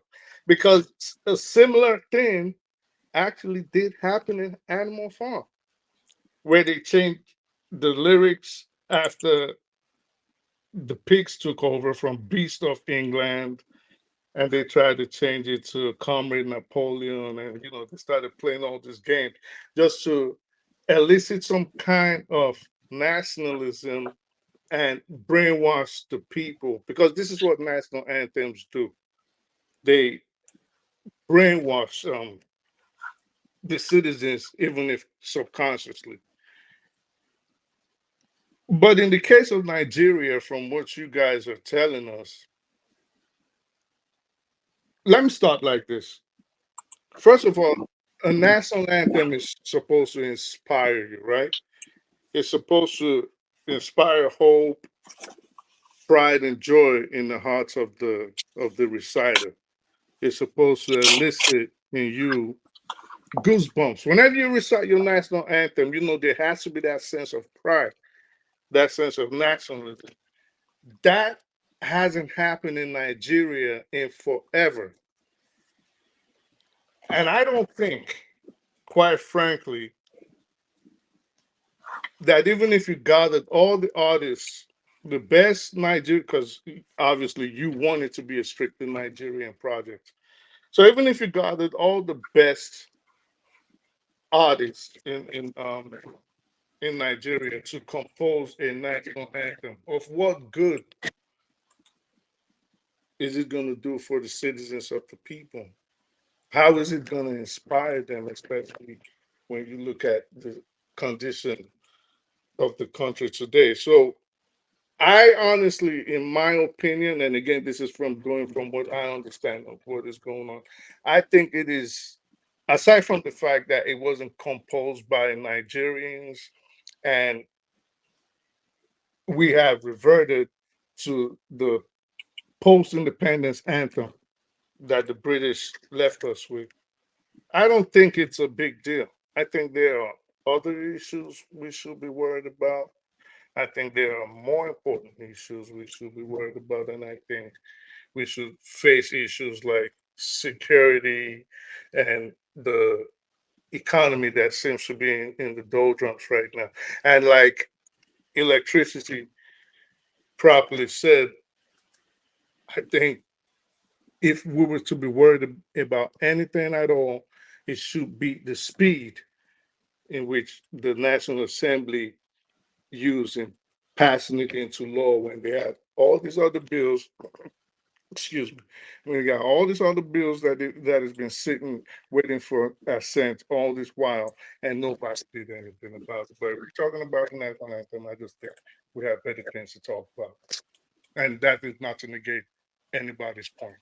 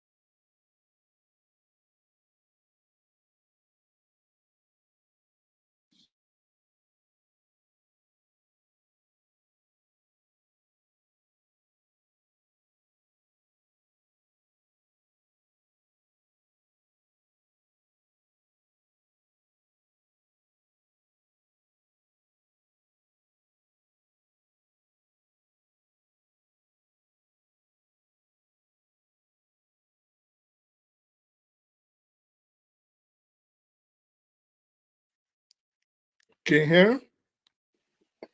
Yeah. I can't believe I was muted all this while. Oh my God, that was sad, man. That was really sad. I And I thought was the problem was from me, actually. no. Yeah, me too. I was like, yo, what's I going was on? saying some great stuff. Oh my God, you know what? Yeah, I AY, thought of just this go. now. We've lost it now. AY, just go ahead, please. Oh, man. Yeah, man. Like, oh, electricity. I better give us electricity. So, I didn't want to comment on this national item, but it seems the stupidity is getting too much. I completely agree with what I Speak the Truth just said, right? So, for me, first of all, like I said, my position, still remember my position. There is no need for national item at this point because to me, it's a complete distraction. And I think they achieved their aim. They deliberately raised the issue of national anthem to distract Nigeria after 1 year. That's just the honest truth. However, it is a big shame if we have to actually get a new national anthem, we're going to pick national anthem, a foreign national anthem. It's so funny. A country of over 200 million people, highly educated people. If you call Chimamanda to write a national anthem, trust me, it's not going to take Chimamanda 10 minutes to give you a standout national anthem. We have singers. We have some of the biggest artists in the world now. Ask them to sing it for you, man. Like, not only Chimamanda, we have a lot of brilliant people. In fact, if you go to Nigeria high school, they will draft national anthem for you. It's a shame. To be honest, it is a shame. I thought it was only we are unable to govern ourselves. We are unable to provide our own security. We are unable. When everything you just depend on your colonial masters, really? In 2024, it is a big shame. Both the president, the Senate, the rep, all of them, they should be ashamed of their And you are still calling them what again? Even you? You see where we are? What? So for me, I really think we should focus on bigger things. Even if you have to change national anthem, why is it a national issue as big like national? Just tell people to bring in their what they have, man. Then you start selecting. We have Nigeria. We have a lot of brilliant Nigeria can do this. But yeah, I'm not gonna like. I think it's useless to even discuss this. It's waste of time. These people, what is going on right now, where NLC are demanding for livable wage, what I call livable wage. I know their demand is quite is too high, but they should think of how to pay Nigeria livable wage. They should think of how to get rid of the House of Rep.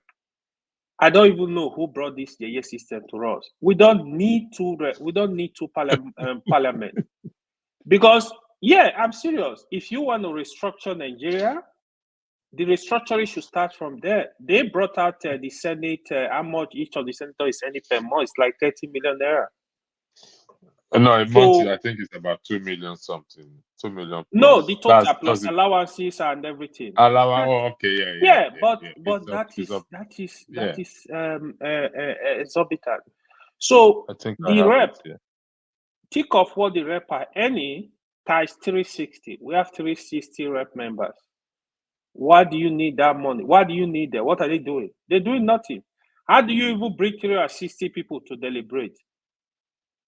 So, House of the Senate is enough to if they really want to get the job done, it's enough. So to me, is my mic off? No, we can't hear you. Your mic is fine. I saw Soji said someone. So for me, like there are things we can do better. I don't know if you watched Dangote interview recently when he was talking about for how many years no African country was able to build a refinery. I saw it. Yeah, go watch it. I see what is happening. And the lady asked him why. He didn't say. He didn't say why. He actually there are some interest. He gave a big answer. There are some people that don't want. Yeah, he said it. He said it. That is what it is. And he said clearly that what he said. That what is getting old. He's not getting younger. He has done his part. He said clearly. He said Africa. Nobody, if they are thinking anybody will build Africa for them, he said they are joking. It's never going to happen. That is just the reality. It's just the truth. Try to go back to the interview. I see Dangote is a very experienced man. No matter what you're going to say, you got to listen to him. He said when he started building his refinery, a lot of people discouraged him. Said, you think you're going to build it? This is going to work. He said, stop wasting your time. He said people discourage him. That is to tell you how evil some of these people can be. They don't want the country to work. That is exactly what is also happening in the energy industry, electricity. They don't. If you provide electricity for Nigeria, Nigeria are gonna they're gonna create job for themselves. They're gonna do better. They're gonna prosper. All that they are not focusing on it. You are bringing issue of national item for real. Like you want people to be talking about national item. Even the educated people are really involved. Oh, we supposed to have this. Tell these people they need to sit up and have a plan and get the job done for the people. Thank you. Yeah, if I am to address one point you made regarding, I think we deviate a little bit. You said it's not important. You see, the thing is, if somebody, like a parent, is willing to take something for, basically, if they want to, put their name on your date of birth, and they put the name of some other person on your date of birth, chances are that that parent doesn't want to take ownership of responsibility towards you, and maybe they never did. Maybe the person that they are putting their name is the one in charge. Anyway, that's how slaves behave. Slaves don't take on the name of their parent; they take the name of the people that own them. So that is the context. There are certain things that are sacred. You don't, especially given that is what even the creator made. There are certain things you can't just outsource to other person or other family or other tribes or other nations. You have to start from there. Like the name of your country. Why can't you name your own country? Why can't you make your own native language an official language? Why can't we write our own national? If you cannot even do that, why would they provide electricity for you? If you cannot do these simple things, they will not provide electricity, they will not secure you, they will not run your country well, because the people they are running it for are those people that own those three: the language, the religion, and the anthems. And clearly we are seeing it happen. Whom are the people that they are listening to? They're not listening to us. Where did they run to when they fall ill? It's not here. Where did they go and have meetings, as stated in this the video that I actually like and playing so that people have an idea what is going on. 3, why the choice of London? This is an indication of, well, for want of a better word, of a neo-colonial mentality. Any major meeting in Nigeria affecting Nigeria affairs, our leaders will jump into the aircraft and they are going to London. It's as if some people... You see, these are the signs. You don't see that in any other country that is doing well. Whenever they have a problem, they run to another country to go and have a discussion. All these little things tells you where your leaders stand. You can visit other countries, you can go and they can make friends, you can be allies. Even the Japanese, when they have the problem, they don't run to America all the time. They have to discuss it in Japan. I saw a report recently that Northerners went to Washington to go and discuss national security. Why? You have a problem in Nigeria, you're going to Washington to discuss your national security problem. And Northerners, not the entire country, just Northerners went there. This is the problems we have, and it is our people that are doing it. It's not other people that are doing it. And what we are doing here is to highlight the fact that this is wrong. Not just wrong from the look of it, it has consequences to why we have not found our way in this world. It's literally taking food from our mouth. It's literally leading to our women dying in childbirth. It's literally not allowing us to even get power supply. Is literally enabling our children, women, girls to be kidnapped regularly. These are the consequences of all this silly behavior that fella called colonial mentality that we simply refuse to remove from our minds. We can't seem to kind of decolonize our minds. And even AY that is so decolonized is calling other men colonial masters. That's why I said wittingly or wittingly, we are compromised. Even myself, I have to watch myself sometimes. That is how deep this has come. I know I am colonized some way, one way or the other. I have to be. To pretend as if I'm not is just Somewhere. silly. So, yeah, one way or the other. Sometimes you can't No, see. a lot. You can't see it. You see that. You can see it. I can. So Fafada, No, I'm saying you're colonized a lot. yeah, Fafada, when I say colonial master, I don't refer. I'm not calling anybody a master. So I kind of using it to like. It's more to me. It's more like using it to like just make fun of them. That's just the honest truth. Okay. So because that is I'm just quoting. It's just like a quote. So I'm not referring them as my master or any master that colonized me. So Forefathers, the colonial master. So, Forefather, may Yeah. I come in, please? Am I Yeah, allowed yeah. to Go come? ahead. Do you mind to highlight Florence O comment, the second to the last one, please? Okay. No, not that one, not that one. The second to the last. Okay. Yeah, thank you. Yeah. And she said we all have to consciously work on ourselves. And that's just the truth of the matter. We can argue this colonial master from now till that kingdom come. If we don't work on ourselves. And I agree with everyone. Our leaders are wicked. Listen, I'm doing a research. There's something that we don't know. This reverting to this national anthem is beyond what our naked eyes is saying. And I'm being honest with you. And what's your name again? Ewa, you said something that our rep or national said. I've said it a billion times. Those people are our problem. And the only way of solving it is when the people rise. And for further, I agree with you, which I'm going to cover on Sunday, as for want of better words, the usefulness of either P2B and Shore, all of them again. Because I know they put themselves out there. So whatever comes, they're going to take it. Just like we put ourselves out here to broker. Whatever comes, the one we can take, we take. The one we cannot take, we're going to take. Somebody was saying in the comment section, Macanelli, that Peter B is not a miracle worker. Nobody has ever suggested that in any shape or form. However, if we compare people like Mandela, people like, they're not miracle worker.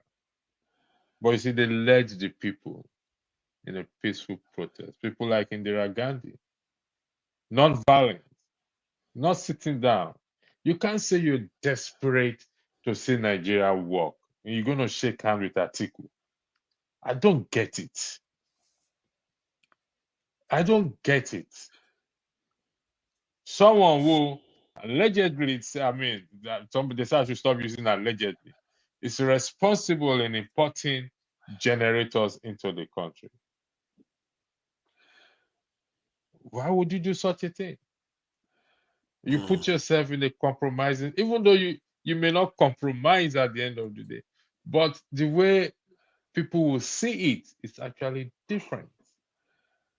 And that has a lot of effect on its credibility and reputation. And so, but like what Florence said, to emphasize, we have to consciously work on ourselves and arise, O compatriot, and obey the call of the country and defend our rights. We're not going to sit down and think they will come and give it to us on a platter of gold. It ain't going to happen, not in a million years.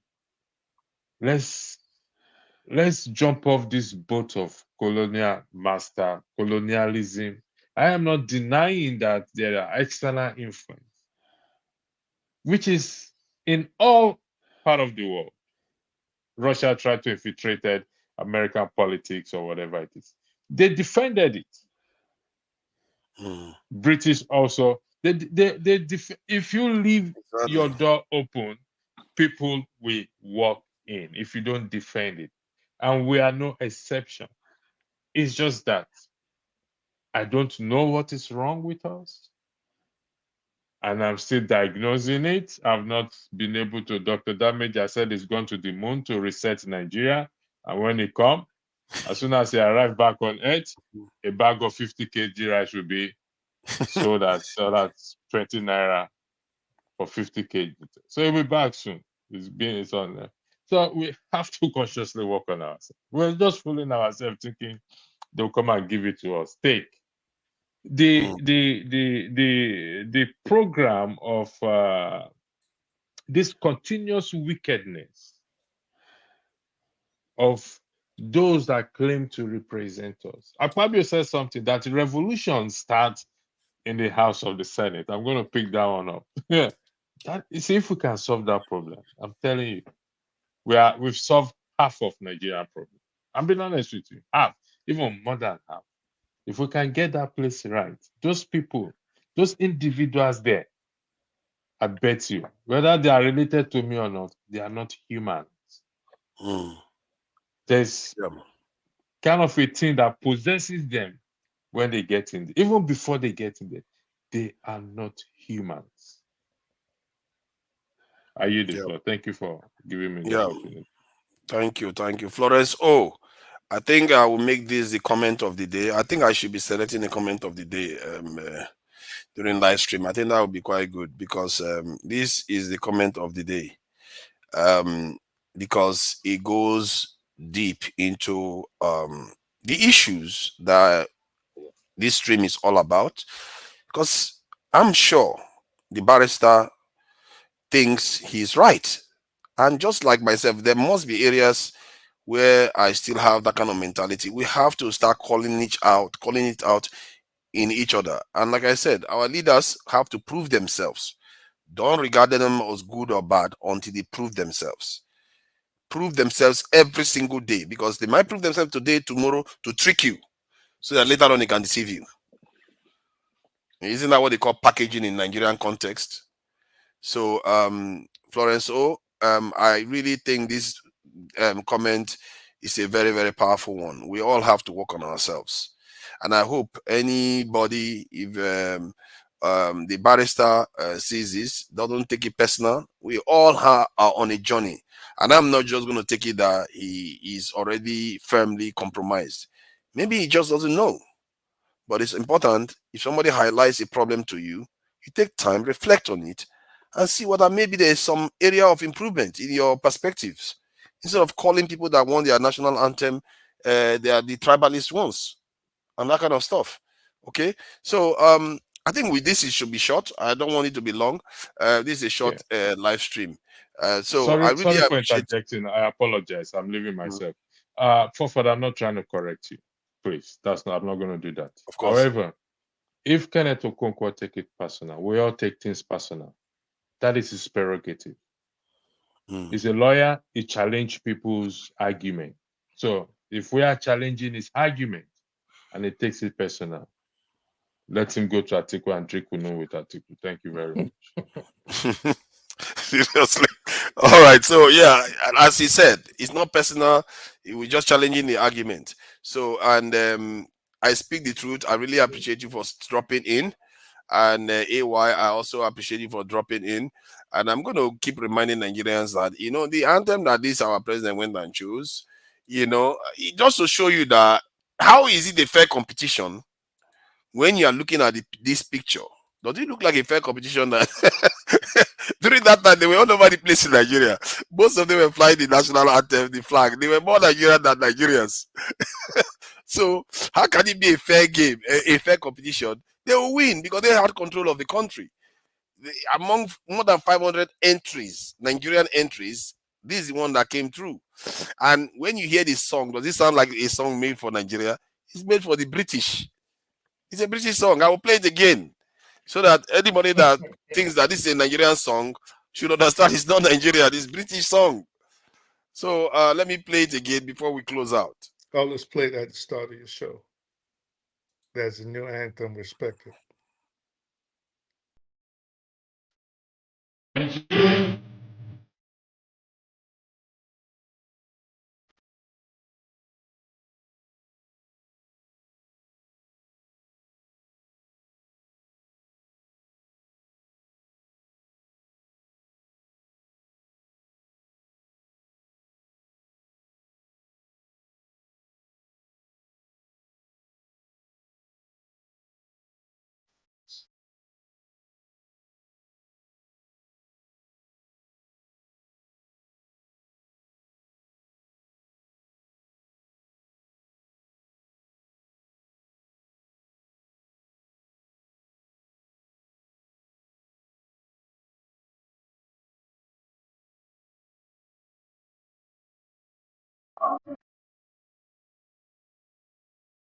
Does that sound Nigerian in any way?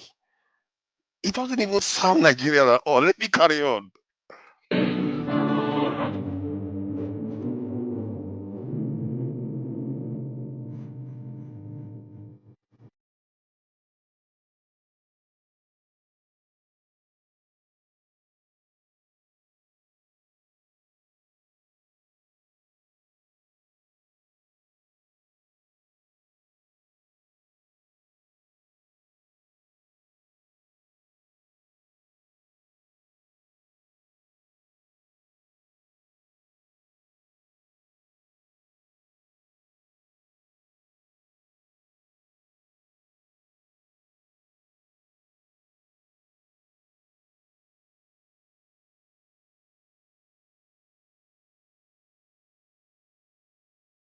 Yeah, welcome. That is the that is clearly not Nigerian. That's Western this in national anthem. So I will close out with somebody warning our people about this behavior of ours, and I speak the truth. Yes, As sir. always, thank you for coming in. AY, as always, For having me. very analytical. AY is a valuable Nigerian. He's not, he's the tribalized. You know, the tribalized Nigerians they are like precious. You can't, it's hard to find them.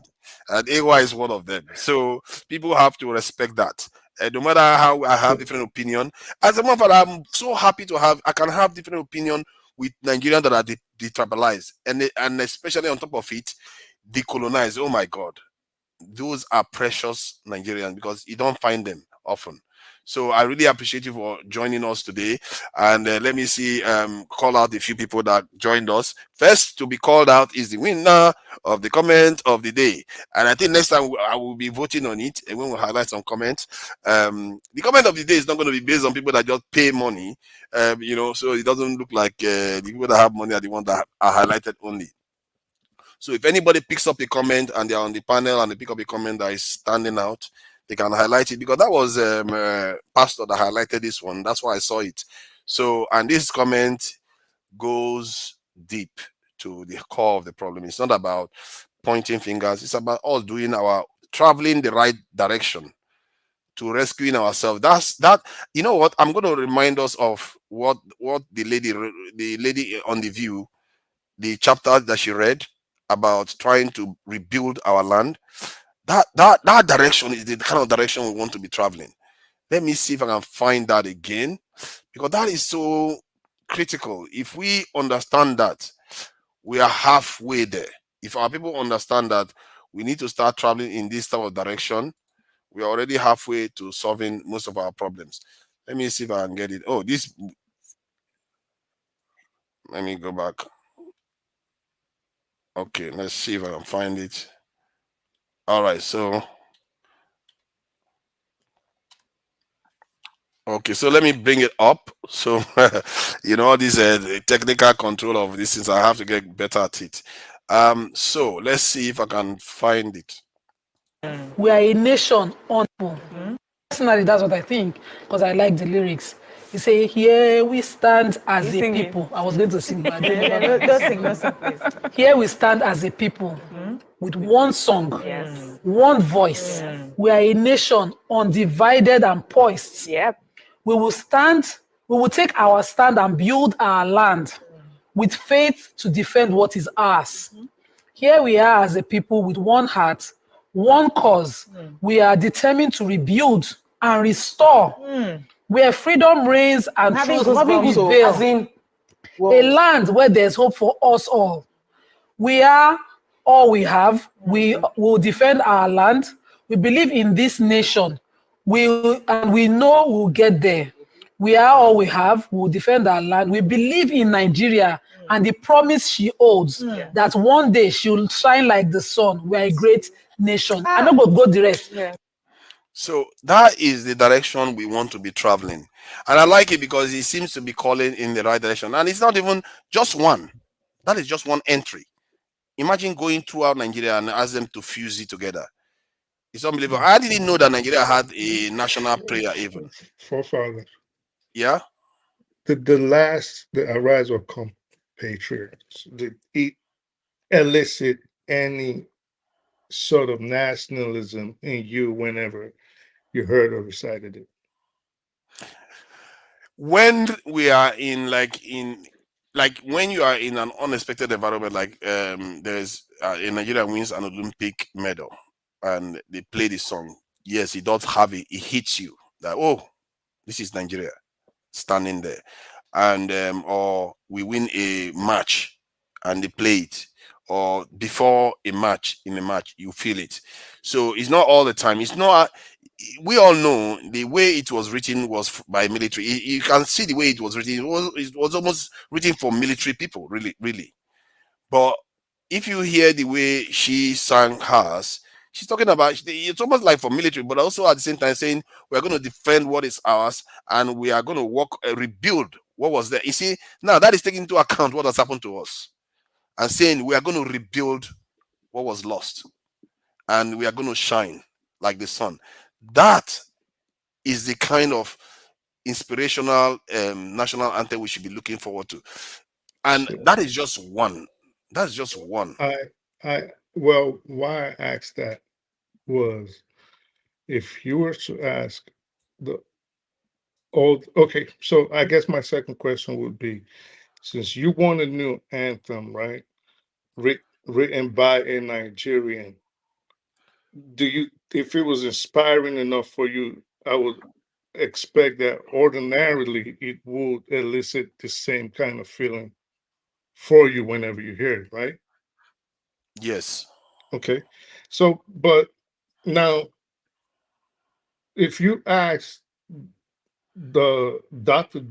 Gomez or all these other people, that the older people that like the old anthem, don't you think that the way you feel with the Arise of Compatriots is the same way they feel when they hear Nigeria We Hail Thee? I have no doubt that's how they felt and that's how they feel. I have no doubt. But that is not the debate about how you feel. It's about what is good for our people. Well, how you feel actually matters in an anthem. The anthem is supposed to elicit a feeling of patriotism and nationalism in you. That's the point of an anthem. So you're saying what's good for our people, but if you ask the older generation, Arise of Compatriots did not bring any forth any sort of nationalism. That's why they have no problem with it reverting, if you listen to a lot of them. They say that because they associate the period of Arise of Compatriot to failure. But what they, you know what they always say, which is a little bit crazy. Yeah. It's mad even when you think about it, because they are not thinking clearly. It just shows you the kind of poison that people can take on. Because the same anthem was present when there was the most catastrophic event in Nigeria's history, which was the Civil War. But they don't highlight that. They somehow skip that and go to when they replaced the anthem, as if that is when the Nigerian problem started. The Nigerian problem has always been there. If I look at Nigeria when we got our independence, from when we got our independence, we were never strong. We fell during the colonization wars. So people can argue that we fell before that because we were doing a lot of crazy things. But the line was when we fell from the colonization war, we never recovered. The idea that some people just imagine that after this colonial this period ended, we were rising. Rising where? They just left you. The afterglow of them leaving you is what was there. Then later on, their plans actually kicked in, and if their plan was, part of it was in the minds of our people to keep them thinking that they are part of the Commonwealth. We are all in the same family, but somehow you are part of the family, but only the family that look like the original people are the ones that benefit. After all, Australia is a Commonwealth. Is Australia not doing well? Which other country? Canada, New Zealand, they're all in Commonwealth. They're very well, but somehow we are the ones that are not doing well. We have to wake up, and I think that the idea that that national anthem is good and you feel strongly about it, but what you don't realize is what it takes away from you. You know, it's like that uncle that put you through school but abuse you and that kind of stuff. You don't see what it takes, what that anthem takes away from you, and that is what the current president had the opportunity to fix it properly. You know, yes, if you don't like Obasanjo, remove his own. Fine. Go to Nigerians. After all, you're a Democrat. Go to Nigerians. How's it? They will be happy. Nigerian youth will be happy. They will be dying over When each other. was the last time you heard that anthem and it inspired any hope or happiness in you outside of the Olympics or winning a medal? The old anthem, because of course we The have old one. Oh yeah, yeah, the the one that Arise was the replaced. Compass. Yeah. To be fair, the national anthem doesn't necessarily elicit anything because it doesn't elicit much. Yeah, Exactly. you know it's your national anthem, but to be fair, I don't necessarily watch the major occasions where they are playing it. And even if they are playing, let's say they are commemorating Tinubu's this thing or Hearts of Assembly, all this time when we are watching them, we are just saying, look at all these chiefs. We are not thinking about the national anthem. We are thinking about how the politicians are stealing from the people. So that's that. I get the only reason I'm asking all of this is just in my own way to say it doesn't matter. It doesn't matter if you had somebody singing Afrobeats or somebody playing Nigeria We Hail Thee or Arise of Compatriots or whatever. It doesn't matter because nationalism and the feeling of patriotism in the country right now is at an unbelievable low. So an anthem really doesn't matter until we do get to a state where people are willing to live and die for the country, put forth all their effort for the development of the country.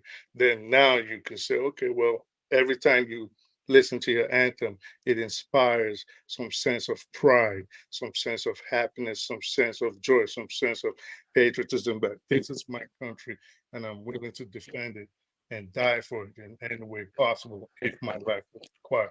But we don't have that in Nigeria. So I think the issue of the anthem, yes, okay, yeah, it would be nice if we had Nigerians writing an anthem, but really what, like you said, what difference is the anthem? You have them standing there with their hands on their chest, with their pot bellies poking out every day at every national executive meeting, and they just go in there and sign off contracts to themselves and steal as much money as possible and leave Nigerians still poverty stricken. So, you know. See, the thing is, it's not that it's decisive, you know, it's an indicator of where we are. If you cannot take care of that little problem, how are you going to take care of any other one? How are you going to go about conquering the world? You think the UK, which nation went and conquered the world singing other people's national anthem? None. None at all. None. Zero. But you see, that's the point. It just is an indicator that you have not even started on the journey to liberate yourself. If you cannot even remove that one, you can't even change your name. You can't even make your native language yours. Why are people thinking that these leaders are going to do anything else? That is the problem. And that's why I said when I came to start observing Nigerian space and I saw the security gap and I saw everything, like, these guys are not governing for the people at all. They are caretakers. They are just taking care for their partners that they like to call partners. That's why you have to, if you see a leader start taking care of small things like that, it's an indication that they are taking responsibility. They are saying, you know what, we are in charge. We are the masters of this house. We may mismanage it, but we are the masters. Our leaders have never done that, and people wonder why they have a Because problem. we have the worst, we put forward the worst of the worst. We have the people with the poorest characters. We have hypocrites and bigots and people that really, quite frankly, do not care about Nigerians. Most Nigerian politicians are only there for their own interest, like you've been rightfully saying all day. That's But the thing is, I think it's more complicated than that. Like me now, if you look at Dr. Okonkwo, you're not going to call him as somebody that doesn't care about Nigeria. That is what makes it even more insidious. He cares about Nigeria very well, very much. But yet he thinks like this. He doesn't But that's understand that his this own is has opinion, though. consequences. No, it's not okay. No, his opinion is that anybody that doesn't accept it is bad, and yet if that same person, based on that opinion, like I said, that's why I asked him if that is the opinion you hold, if it is logical, because that's why when you hold opinion, you have to sometimes question yourself. If it is logical that if something comes from somewhere, wherever it comes from, it doesn't matter. Fine, hand your family to the man that is better than you. But there are men that are better than you. Do that. Let's see how well you'll be happy about that. Now you start understanding that there are lines to these things. So, and that is all I'm trying to highlight, that he believes it dearly, just like I do. And this is because I see that in him. I fear that I have that too. I have to also examine myself every time I do something and saying, am I putting my people first here? Am I, arguing for the interest of my own people? You have to always check. You have to also check yourself, because you might not know how compromised you are. And I think all of us have to start doing that. This is why I highlighted this comment as a lot deeper than it appears. It's a lot deeper. We have to consciously work on ourselves. Always got to check your ego whenever you try to reach a decision. Always have your ego in check. Ego, a lot of and your opinion too, to check its accuracy or its objectivity for the betterment of your people. It's very critical. You have to analyze it, because ego is one thing. What if you are a very humble person, but you may be wrong? You have to check, okay, am I putting my people first? If my people were my family, would I just say that kind of statement that anywhere good come from, I accept it? You're not going to make that statement if you were thinking about your people. I keep saying it. Your nation is an entity. It's like your child. Right. You have to care for it like it's your family member. Right. Because if you do that, if he had done that, he would have known that saying that anywhere the solution comes from, you're going to accept it, would have been problematic, because Oyiboba will be like, I'm better than you. I have my credit card is like, you have so much money. Give me your family. These are better than you. And you will happily hand them over, because that is your principle. It doesn't add up. Right. So, Ferrari, if you need to come in to make a statement, you can come in, because we are closing out. Well, I'm going to be closing out now anyway. I think it's already 2 hours. We didn't need to do more than 2 hours. It's easy to watch when it's around 2 hours, not longer than that. So let me see if I can find something to play us. I don't have music like the other channels where they have nice songs and all the rest. Ferrari is bounced in now. Yeah, Ferrari, welcome. If you've got anything to say it now so that we can close out. Yeah, I just want to check you a little bit on all the things you've been saying. I think you have not been objective, fair, and you have played a very terrible double standard. But full disclosure, I'm not in support. I'm on Chinua Achebe's position regarding the anthem. It's not like I'm in support of one or the other. But that lawyer Okonkwo made a very legal argument against your position. And here in your rebuttal, you never addressed concretely, with facts and evidence, everything that he knocked out in your position regarding the item. First of all, his argument was plain and simple. In terms of comparison, he prefers the first one to the second one, and he outlined it. The first one focuses on the people, not the leaders. The second one focused on the leaders. You didn't rebut that. Number two, you didn't rebut that. You went on creating new directions of argument that are not related to what that that lawyer outlined. Number two, he clearly outlined that if your argument against the first one was because it was produced by the white man, why are you speaking the white man's language? Why are you not speaking your father's language? I schooled in Belgium. The Belgians were colonized by the French. Well, I don't know if they were colonized, but at a point in their history, the Dutch were suppressed. They were not able to speak Dutch.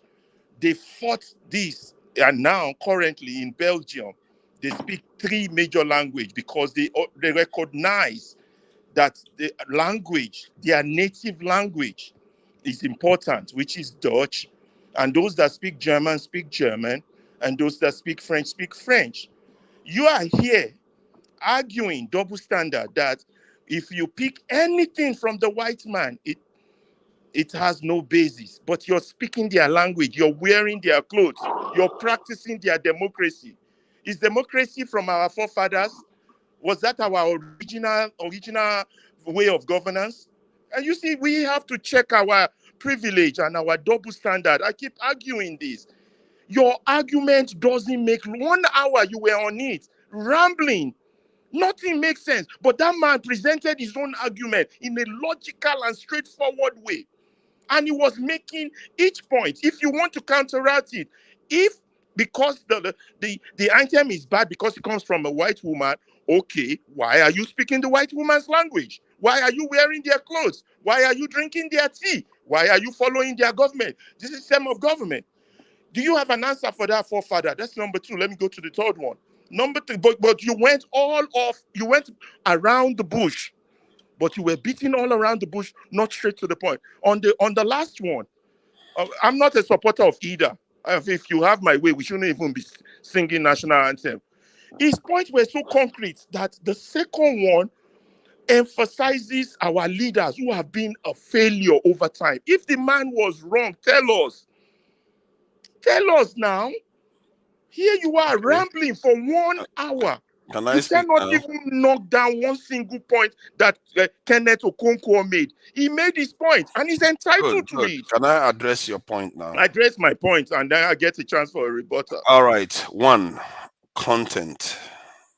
I never cared about the content much. I never addressed the content of the first national anthem, whether that was relevant to the debate.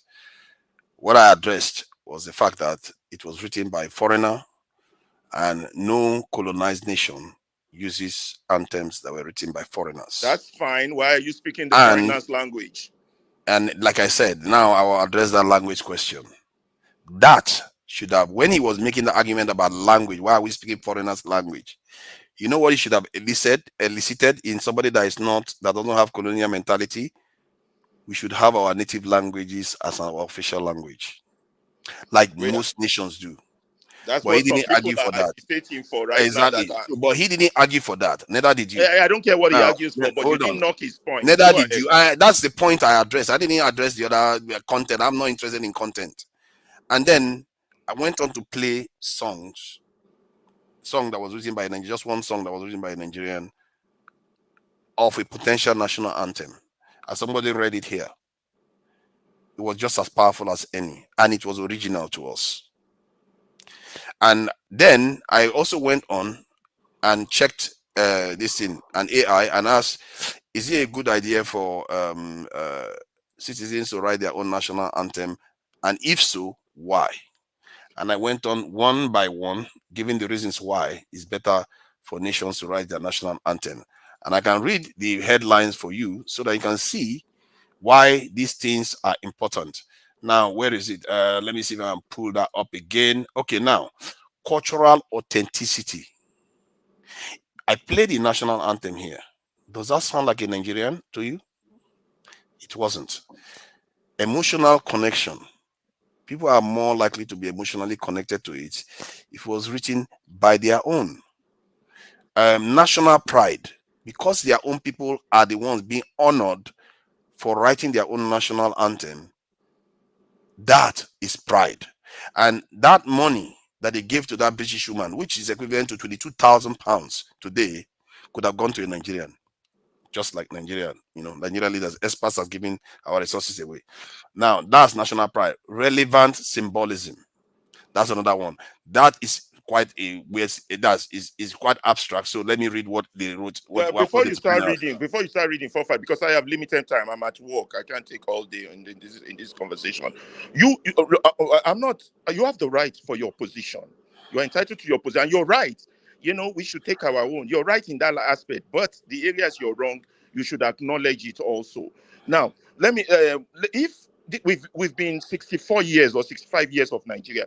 If you take a typical Nigerian and you ask him to write what Nigeria has done to him, and you want him to come with an originality of an anthem, he will tell you that the Nigeria has done harm to him. And if that person was passionate like rappers do when they describe their life, that person will tell you Nigeria has happened to them. They would not have anything positive to say about that country.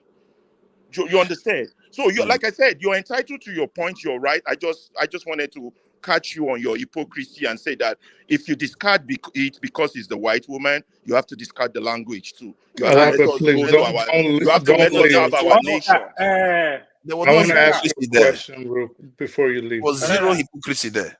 Alaba. I will actually completely disagree with you on this.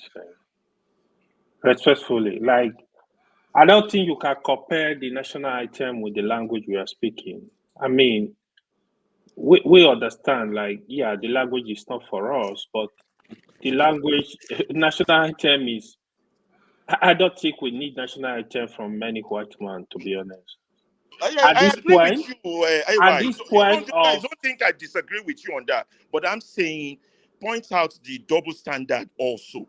If we are getting rid of anything, let's get rid of everything. That's the only. You see, I agree with you on that. You understand? And the other man that spoke, Okonkwo, I think I agree with him on everything that he says. And before I started, I said I'm not a fan of either. And to make matters worse, whether it was picked by this government or the previous government, no Nigerians were consulted. So that even makes it worse. So you understand? All So on those are part of my criticism. on the things we agree upon, let us agree on that one. On the things we disagree upon, let us, disagree and move on. I agree with you on AY. I agree with you, forefather. We shouldn't be picking a white woman, but don't just stay on that. Stay on other aspects too. I want to wear my own people's outfit. I want to speak my own people's language. Why can't I have that? You're saying I can't do that, but you're saying no, you can do that. Who says you should not wear your people's language? The people who want your separation, attire. Separatists, they can't do that. Separatists is a different thing. It's not. It's the same thing. They are clamoring to have their own nation, and you're saying they don't have. You already have your own nation. Yoruba land still. The nation picked for them by the white man. The nation picked for them by the white man. Yes, the white man picked it for them. They can. And that is right. As a and that is right. No, not necessarily, because until you take charge of it, like I said, if somebody builds a house, it doesn't necessarily mean you destroy the whole house. You have to take control of it. Yeah, and let's agree on the part we agree on because of my time. If any other, if I agree with you, I speak the truth. If you have any pointer to what I've said, because I got to get out. Forefather, I agree with you to some extent. I just think that you're just being partial. You got to get rid of everything, not just one. So you made one point. You said we never. I'll make one correction and I'll ask you one question. So you said we never had democracy. It's not ours. So why are we practicing it? Actually, we did have democracy. When did we have democracy? Please let me just land. Yeah. Thank you. So we did have democracy. At least if you look at the Igbo group, the ethnic group has probably the oldest form of recorded democracy in the world today. Oh, no. I'm not talking of our own people. We have democracy in Oyo Empire, in Yoruba land. We have the Oyo Metis. We have the Obas. We have that.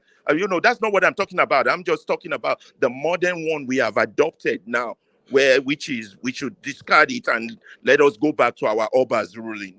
That's just what I'm saying. Well, it will still be a form of democracy by your own admission.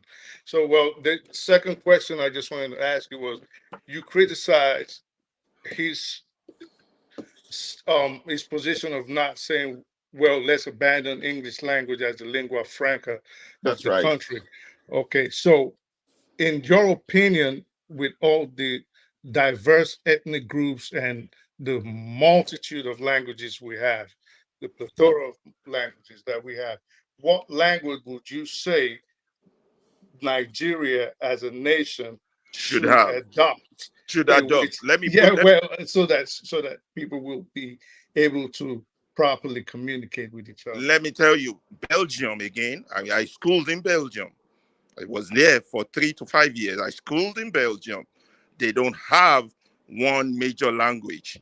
They have French, they have Dutch, they have German. Every region speak their own language. It's Exactly. working for them. I don't see why it wouldn't work for Nigeria. Exactly, but we have not even gone in that direction. And ones Alaba, he also went. Sorry, I speak this. Alaba, one other thing he also went and did. He didn't just stop there. Then he talked about language. Then he went on and talked about mercenaries. It's like all these are very damaging things.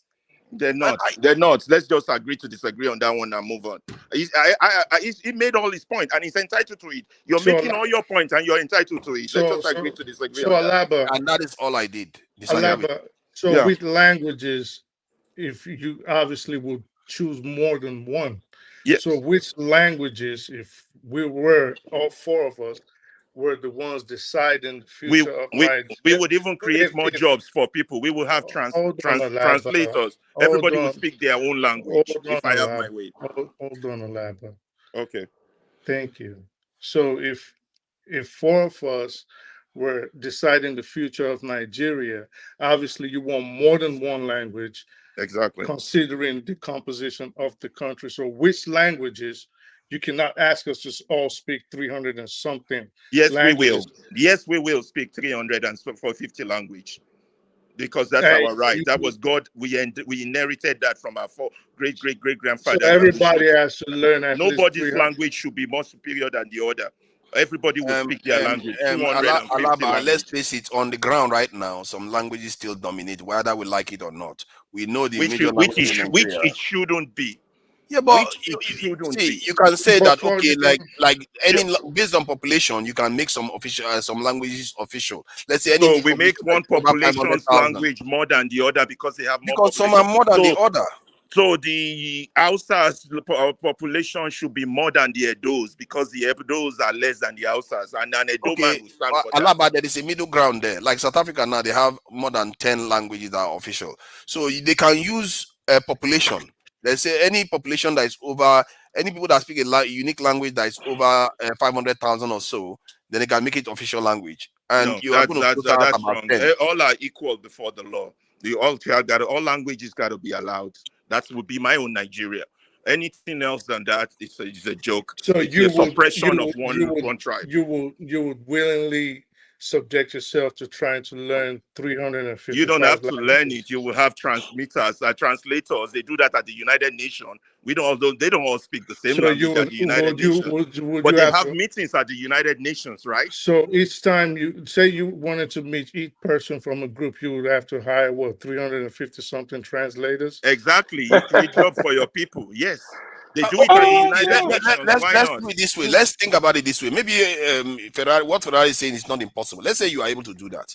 But the only way you can now be officially recognized, you have to have your language be transcribed so that other people can be able to relate, understand it. So that now when you speak it, they have applications that can translate to other people so that other people can hear it and you can write it. Yeah. So you can do your own work. You know how some chieftaincy titles, you can work on it so that you can be raised to another band of chieftaincy title. So languages, you can put criteria for any language to achieve official level. So you can say, okay, you have to do this certain thing with your language. You have to transcribe this. You have to transcribe it to the constitution, and you have to give us how to read it in a certain way. It would have Once to be you've done that, then it for ascends to forming the level union. of a national Thank language. you, forefather. That would have to be the terms of agreement for forming the union. You understand? Everybody will come to the table with their terms of agreement for the union, not this suppressing other people way. No, that's not going to work. So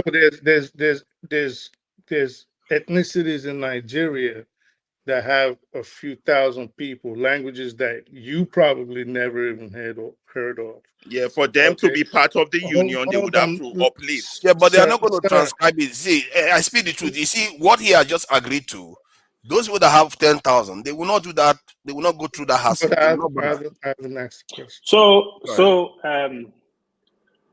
Ferrari does speak the truth. So let's say, for example, forefather tribe that is not a lot now. How do you want them to respect? Yo, you are. Repeat that. Say why? I didn't get that. Mama tribe don't have a lot of population. How do you expect? They will still be part of the union, and they will be entitled to their own language, their own police, their own people. They will start asking me in the comment section now, what is Kefala language? What? There are not up to 5 people speaking it. Who's gonna bother to transcribe the language so that people can read it? Ferreira, in that situation, how do we learn forefathers' language? No. Oh my God! Well, forefather would have to talk to his people. They would have to come transcribe it now. How are you doing that one? They are stuck there now. So anybody that can do their transcription and do it to a national level so that other people can be able to interact with the language, then they can become official. You can make that as a standard. So you see, that's what that's why we have to have this discussion. Everybody has to come to the table with equal times. And then if you think you're not part of it or it doesn't favor you, then get out of it. Let them be able to make that choice. Don't make it for them. That's where our problem lies. We're making decisions for others. The white man made it for us. Now we too are making it for others. That's part of our problem. I think there's some logic to it, and I think you are open to a middle ground. And I think just discussing about this language shows you there is no extreme to these things. You know, some people will just reject what you are saying outright, but you could, because the problem is because there are so many languages. How do you interact with all of them? So you have to have a way of interacting, and if you they do it at the United Nations, if they do it, that's exactly about 450 language. They do it at the United Nations. Because that's what I'm saying. I said you have to have a way of people being able to interact with it. Because they do it at the Organization of African Unity. Hold on now. What I'm saying is that there's no point of having your own special language and then you've discovered something in physics and all the rest, but other people cannot understand it. So you have to have a way of people in that nation being able to understand the language. If you create that structure for it, then you are free to become a national language. And I think that standard can be set if they are serious. My point is that you have to look in that direction, otherwise you will not find solution. Look at, we just discussed this for how many minutes now, and look at solutions coming out. Our leaders are not looking. That's what I mean. We have to elevate the level of our discussions. Like I said, that's why I got to run, guys. I'm sorry. I want to stay more. I'll join you guys in the chat. Thank you. We are going to be going. We are going to be going anyway. Thank you. Let me just call out this in Fumio. No, let me first highlight the first. Florence O is number one. Comment of the day. Fumio, I see you there. Hybrid 10, Life and Journey of Henry. Thank you all for joining us. But why? I appreciate you for joining us. We're all on this journey, life and journey. I think I've said that already. Adele Bomo, thank you for joining us. Token Trading Research, I see you there. Thank you for joining us too. And who else is there that I've not seen? Soji Adamo. Soji Adamo Jagun is right there. The warrior. The warrior. Makenelli is there. That one taking any side that is against me. It's all good, Makenelli. You're welcome. You're welcome. Ferrari is always there. And Rose OT66. Rose OT66, I see you there. Viral Gaming Entertainment. Thank you for joining us, Viral Gaming Entertainment. I see you there. Who else? Mr. Triumph. I see you there, Mr. Triumph. Kenny Sansnom. I see you there. Kenny Sansnom. I've not seen him for a while. Thank you for joining us, Kenny Sansnom, today. Comfort Bebal. I see you there. Thank you for joining us. Tillig. I see you. Thank you for joining us. That should be it, and let's till next time. It could be Friday, it could be Saturday. We'll see. Definitely Saturday will be on Saturday. I think Dr. Rudolph will be around on Saturday to take the show forward, and the interviews will be on Sunday. And obviously we'll be having our own conversations to go into detail on the topics of the day. So I hope you all have a great week, and I hope the discussion we've had today has enriched your lives, because that is the whole purpose. Enrich your lives, and in the end, enrich all our lives. Until next time, bye everyone. just promised to abolish visa requirements for African descent who are planning to visit Kenya. Please watch your comments. Please watch your comments where you're typing because YouTube is saying we should respect the community standard. Two Niger said, barely 700 years ago, Africans were buying and selling white slaves. About 120 years ago, England were selling wives in the marketplace. Can quickly change. Why do we think that things will not change again? The world is just evolving. The world is just evolving. Anything that happened can still happen. I mean, I was just reading that comment.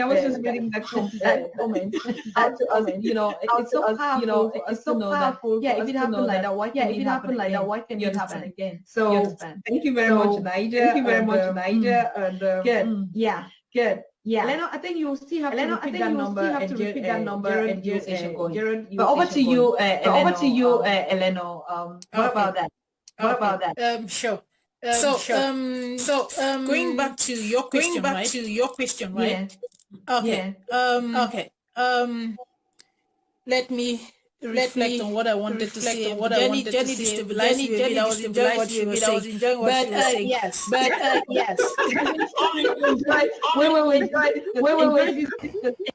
Why the choice of London? This is an indication of for want of a better word, of a neo-colonial mentality. Any major meeting in Nigeria affecting Nigeria, our leaders will jump into the. They are going to London. It's as if some people are